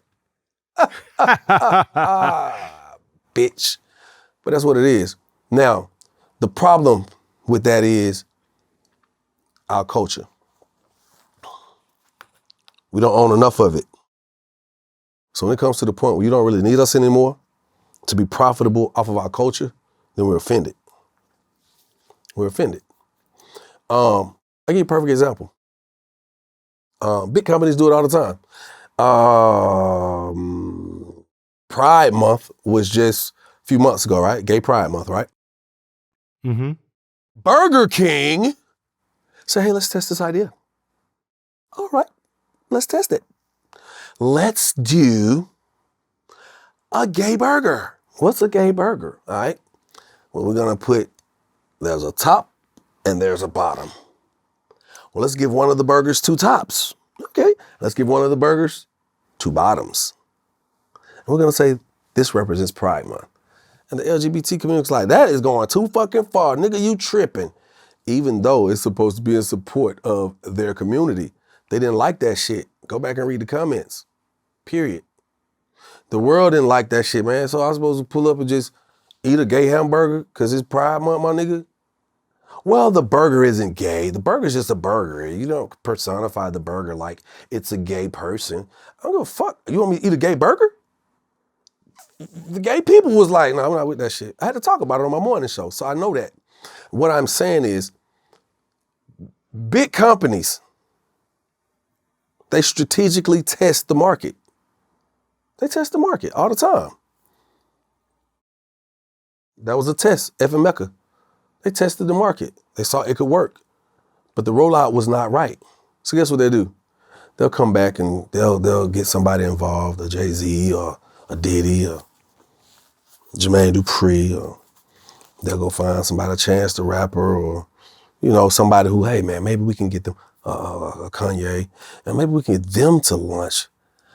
Instead of creating a whole new artist, let this artist, maybe if we gave Kanye the green light to create his own virtual artist, maybe they'll follow him because he's more of a gatekeeper and he's giving the thumbs up to make the idea credible and accepting. Yeah, let's try it that way. It'll just come back. That's why I was able to go away that fast. All right, fuck it, pull it. It's like, you ain't heard shit else about FM Mecca. You ain't heard shit else about it. Yeah, came and went. Yeah, came and went because they snatched it. Hey, cut all the money on it, all the advertisers, cut that shit. Cut it. They ain't fucking with it. All right, cool. So we know how we got to come back. Yeah. So right now, let's get Nicki Minaj. She's very vocal. Let's give Nicki Minaj a show where she has a virtual artist. It's the virtual version of Nicki. And since Nicki was known to have a Roman and a this and these different, you follow where I'm going? These different personalities. Yep. Maybe we could get her to lunch, or Cardi B or Meg Thee Stallion. Yeah, great. Let's try it. It'll come right back around, but it'll get walked in properly. It'll be properly introduced to us. It's a lot of people that was riding with it. Millions of views. They didn't know what the fuck it was. It said, shit, I fuck with it. It's artist. Just don't want to show who they is. Gorilla. I saw a girl sitting at the bus stop on National Today. Swear to God, she walked across the street. She had a water jug in her hand. She sat down, sat down. She got on a Gorilla t-shirt. Damn, I remember them. You remember Gorilla? It's a group, had the song, the video, goddamn little crazy white boys and shit walking in the video and doing shit. And it was the coolest shit ever. We never knew who the fuck they were. But it was cool because it was for their culture. It was rolled out by their culture. But for us, we ain't just not letting nobody come in. That's like you let somebody come in the hood and pretend he a OG. Man, niggas gonna run you out the hood. Who say you're OG? But we don't know you. The news say you the OG. Oh, we ain't fucking with you if the news say you the OG. We don't know you. You crip by who? You blood by what? You folk GD by who? You know what I'm saying? You how? That's just it. But you let the right figure introduce that shit, you know what they're gonna do, go back, okay, hey, guess what? We got it, it worked. People are talking about this shit, shit is incredible. Let's just find our next artist. We're gonna big them up. We're gonna show the whole behind the scenes how they created it because people love to see how shit happens and works. We're gonna save this because this is gonna be a documentary. We'll save this for 3 years from now. Just put that away at the vault, okay? All right, you wanna do that? Okay. Now we're gonna go ahead and roll it out the proper way. We're gonna get the right people to introduce it, and it's gonna go crazy. And how we're gonna do it, let's roll it out because everyone who plays games right now, the gamers, the gaming world, they listen to the music while they're playing their games. Well, what if we can make them play, it's not effing Mecca anymore, it's such and such who's rolled out by Kanye, and let's put him in the new 2K 2024. Yeah, great rollout because you could play with him. Then you can unlock a board where you will go to the game we're going to introduce at the end of 2024. Okay. And now you'll be able to play with your favorite avatar or favorite virtual artist, and you can live stream their music. So there are millions and hundreds of millions of children and adults who are gaming, right? We don't have to rely on radio because guess what? We're going to get the streams through the gaming. The bandwidth is there. Let's do it. Great idea. Okay, great. Roll out. Boom. $1 billion fucking playoff. And you just got to be ready. You got to watch for the hook. And that's my thoughts on that. Before I let you up out of here, I want to get at least 2 more questions in, okay? All right. I want to get your thoughts on this. Celebrities like Jay-Z, Kanye, Diddy, they all allegedly have millions of dollars in PPP loans that have been forgiven. Number 1, what's your thoughts on that? Number 2, did you take a PPP loan? Okay, first and foremost, the concept of the PPP loan, the names that you named, they're viable businesses. Why are we naming them? What the fuck? What's the problem? What's the issue? Yes, they were forgiven because that's how it was rolled out. That's what it was designed to do. If you do everything right and you complete everything as you're supposed to, it's supposed to be forgiven. All these billions of dollars that went out to these companies, these conglomerates, these companies, these brands, you think they didn't get PPP loans too? Oh, because they got PPP loans, you think they didn't get forgiven. That shit got forgiven too. So what the fuck is we talking about a few million? You talking about a few millions to Jay-Z and them. Like you saw the numbers, this is a few million. But you got, who was that? What was the burger place? What the fuck, who was that? It was one of the motherfuckers. They like, we ain't got to open back up no more. They got so much goddamn money in PPP loans, they ain't even have to open up no more. Period. So like, let that be the conversation. Let's not talk about us. We getting a piece of the fucking pie. A little piece of the pie. Some bullshit. We talking about the names you named, these names, those individuals, they have helped curate and cultivate a culture that we know and love. Let's not put them in the hot seat. Let's not be like, oh man, they making so much money, why they gotta pay it back? They ain't got shit, bro. All them together. You can name everybody in them names right there, put their little shit together, they might have got 10 million. Let's say if they got 20. It's companies out here that got 20, 30, 40, 50, 60, 70, 80, 100 million. We just ain't talking about it because nobody put that shit out there. And that fast is put it out there for us to create a dislike. They want dismay. They want us to dismount. Jump off your wagon. Let me dismount. I ain't fuck with you. This nigga's supposed to be rich. So what? He's not a business. He's not a brand. He didn't lose money. He doesn't have people that work for, they don't have people that work for them and under them that have families that needed that money. The whole fucking world was shut down. So I don't even want to talk about that shit. That shit ain't even no conversation, for real. That shit came across my desk to talk about on the morning show. I said 2-3 things about that shit and I was done. Fuck it. It ain't even worth having a conversation. Everybody was fucked up. Everybody got some type of everybody was affected by it. I'm sorry, man. That's just how I feel about certain shit. Like it ain't even no conversation. Okay. We started this conversation off, and again, RIP PnB Rock. another one going too soon.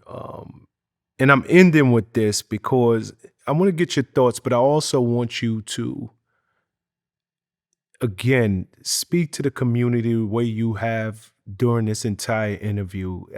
I just think that it's time that we all wake up, we all mature and evolve and understand that we have the power to make the change within our community. Rapper Jay the Youngin, ambushed, shot, killed in his hometown. I believe it was on his porch or right in his front yard. Mm-hmm. His father was also shot, Mm-hmm. same day, Mm-hmm. Same incident. This has got to stop, brother. It has to stop. So I'll let you have the last word on this. You know, it has to stop. It definitely has to stop. And I just want to address us. I want to address us. And before I address us, I want to shout somebody out because we had a brief talk today in front of his barbershop. Lil Gip, Big Gip's brother. And he said, Jock, I think you got a gift that you're just starting to kind of tap into. And I was like, oh okay. Because I didn't know where he was coming from. I'm like, what you mean? He said, man, I've been watching your Vlad interviews. This was today. And I was like, for real? He was like, yeah. He was like, man, see, the Scared Straight program ain't the same no more. See, maybe we need to figure out how to talk to the youth and our own, age group, the brackets. We need to figure out the brackets and how to communicate. I said, okay. He said, man, you need to talk more. He said, because you ain't no nigga like, he was like, you was signed with Puff, but you wasn't, like when people think of Jock, they don't think of just Puff. When people think of Jock, they be like, well, Jock, his own entity, which means people will follow you. People see you for you. I said, okay, true. So you need to speak about it more. He said, man, because when I go talk to them kids, I go in there with a mirror. And I'm like, okay. And he said, and I put that mirror in their face. Tell a lot of this mirror. Because if you could tell a lot of this mirror, with a straight face, you ain't gonna be around long. And I was like, you're right. It's to the point now, man, where we, as a culture, we're in a state of duress. Sun up, sun down. We're in a state of duress because anything can trigger us. Everything is trigger. You hear people say trigger warning. You know how these new phrases come out. They've been around, but once you start hearing them, when you hear, it's certain words we're gonna hear now. We're gonna hear trigger warnings. We're gonna hear trauma, emotionally intelligent. It's certain words we're starting to hear more that even the children understand because they're going through it. We all need to take a look in the mirror and ask ourselves about the very things that we love and the very things that we hate.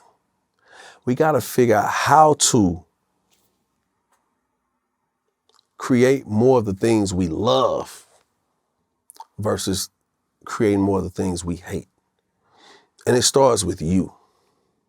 If you love yourself, just being 100, if you love yourself, you got to be able to look in the mirror and tell yourself the truth. Tell yourself the truth, man. To the youngest, like, bro, do you really want to be the man so much to let niggas know you that guy, you that nigga, but you that about it in the streets? You'll go sit down the rest of your life for some stupid ass shit? Like, for real. To the women, like, it's to the point, like, I'm gonna get a little flack from this, but I don't give no fucks. To the women, black women especially.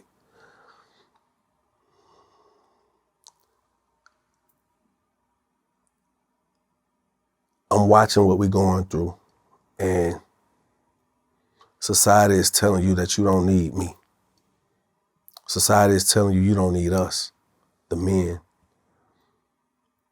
And a lot of you think that you can do it on your own without us. And don't get me wrong, it's a lot of men who don't and won't step up to the plate. It's a lot of men who not here to step up to the plate no more.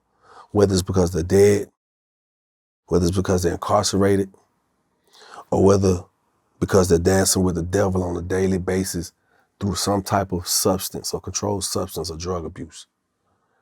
So it's a lot of factors that affect you guys just as much as we're affected. And I just want to say, let's get back to a place where y'all can accept a man being a man and not feeling so liberated or so independent that you're not willing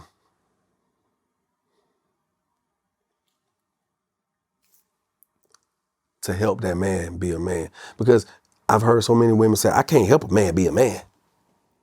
Yes, you can. And it's a lie. That's just like me saying, I can't help a woman be a woman.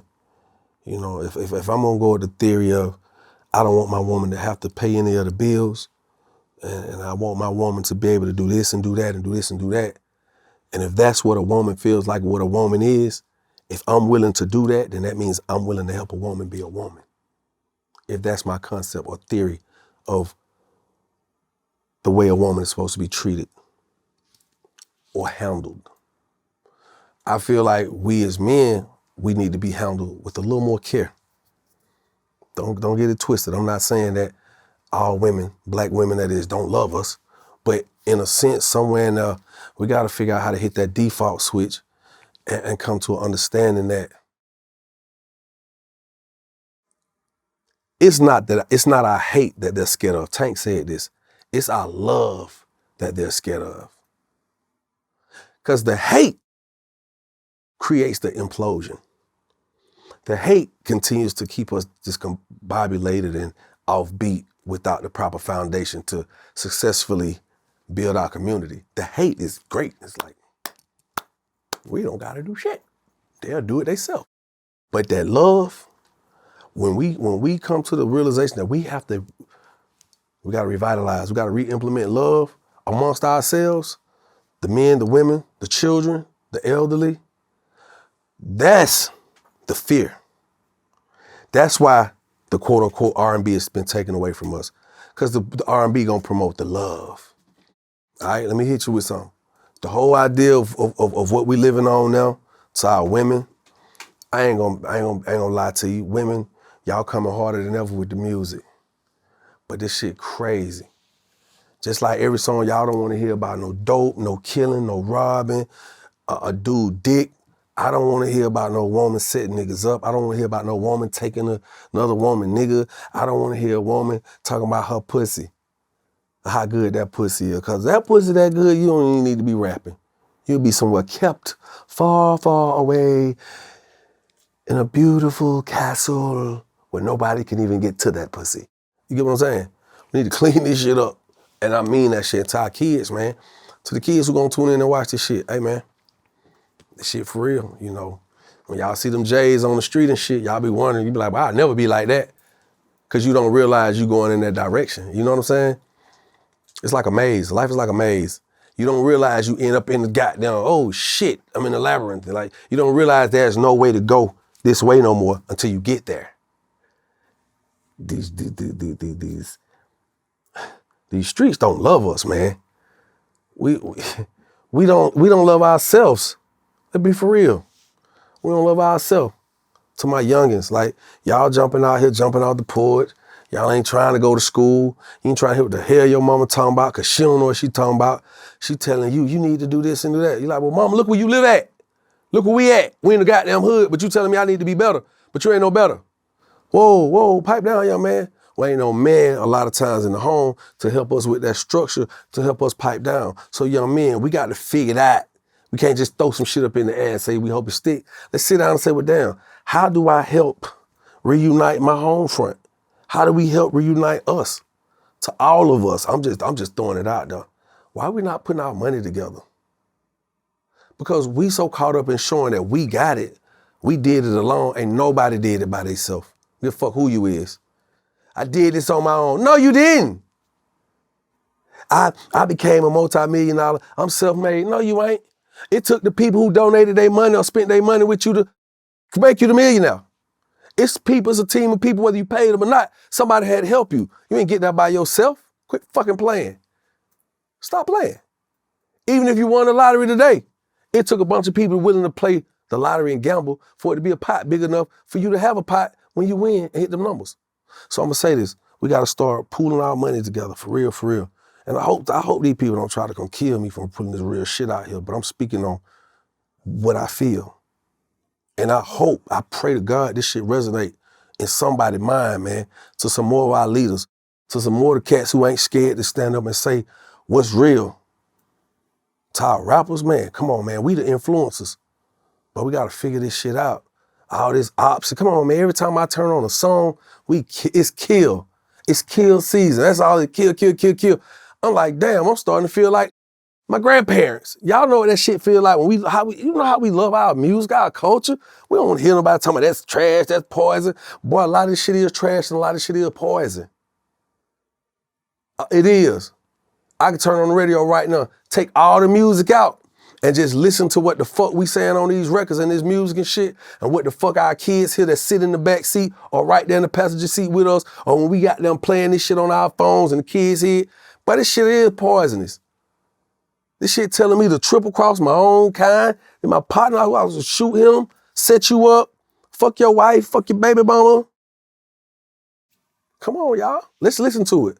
Let's just take the music away, step back for a second and say, hey, rapper, give me some advice on how to be a better version, how to make it in this life. Take the music off and listen to their lyrics. That shit ain't gonna do no more send your ass to the grave or the fucking jail. Not all rappers, cause I myself, I got a song, couple grand, price tag on your head, leave your land where you stand. Yeah, I was on that shit. I was, and when I was going to the markets, I saw who that shit was affecting. I saw who it brought out. I saw the motherfuckers. I see it to this day. I see them stand up and saying that shit and point the gun at me while they rap like, hey, goddamn, oh, wait, hold up, nigga. What you doing? Look at what's going on. We got what power is different in our vision of what we see. Power is us pooling our resources together.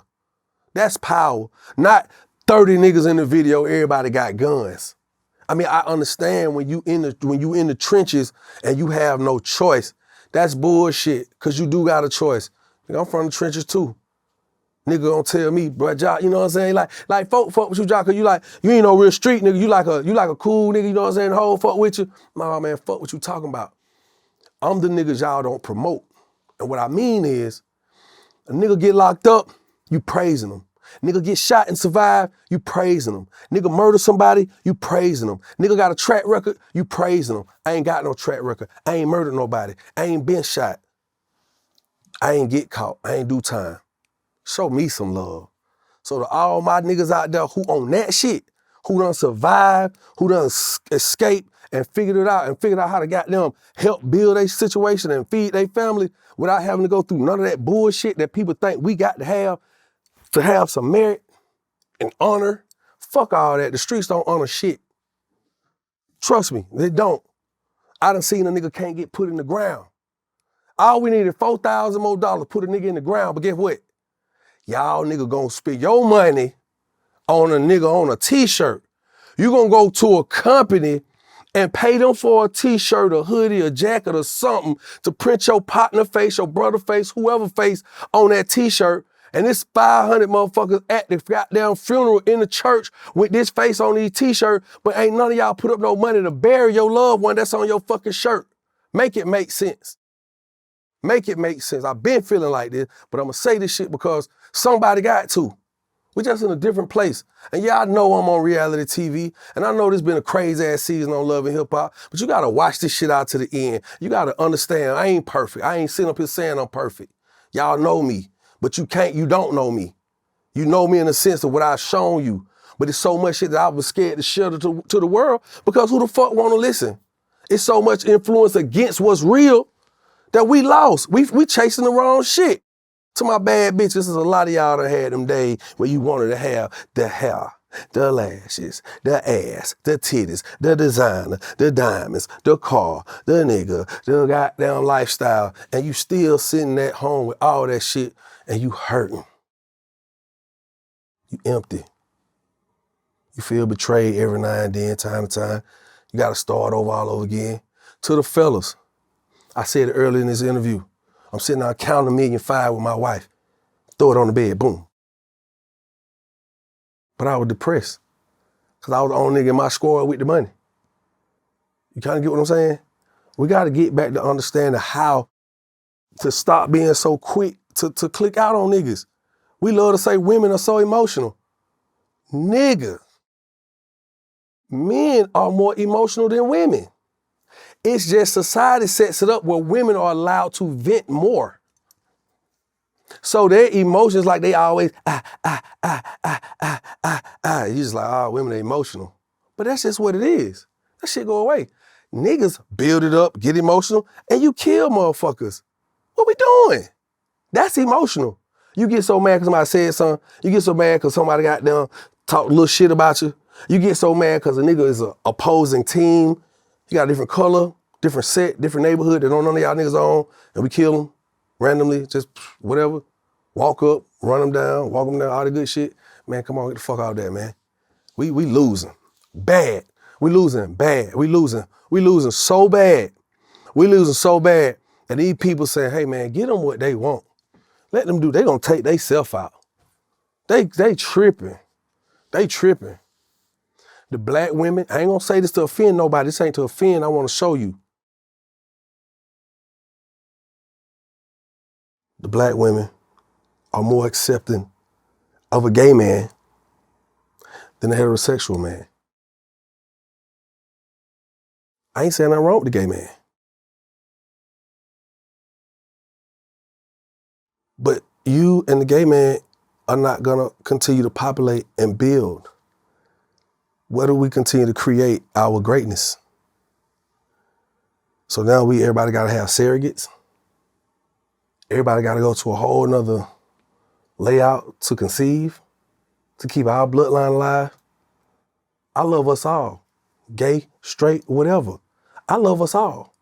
But I want y'all to see it's a system in place. I don't want to sound like I'm preaching. Hopefully I didn't say anything that was hypocritical, but if I did, blame it on the fact that I'm human, just like you are, because you ain't gonna understand it unless you done been through it, or unless you're ready to understand. I'm gonna get some flack. I'm gonna see some bullshit in the comments. I know that. I know what come with this shit. The moment I accepted to step on this platform and speak openly to the world, I know what come with it. But I know it's somebody watching. When I walk away, they're gonna say, you know what, man? Bro made some sense, man. Bro made some sense.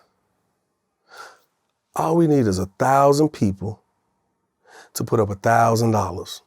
That's $1 million. I know so many people that got $1,000. Why we ain't doing this, going and buying up land, creating shopping centers that people gotta come pay monthly rent, and we receive a percentage of that. If you do 10 shopping centers, you'll be making $10,000 a month with the 1,000 people. You only put up 10,000, but you could be making 10,000 a month. You don't believe me? Do the math yourself. It's a lot of you smart motherfuckers who can break that down and say, aha, because I ain't scared to shut a game. To us that look like me, if you got some game, don't be scared to share that shit. Share it. I get more white people and Indians and Asians that give me the game quicker than my own brother will give me the game. And I'm not talking about my blood brother, I'm talking about some of y'all, we deal with that too. So I'm gonna leave this shit right here on the table. I put it on the table. If you choose to challenge me, I'm always accepting. I'm open to a challenge. That's the only way we're gonna get better. Iron sharpens iron. I am yours truly, Young Jock. I love you. This is VladTV, and I'm out this motherfucker. One love, Jock. Well said. Well said.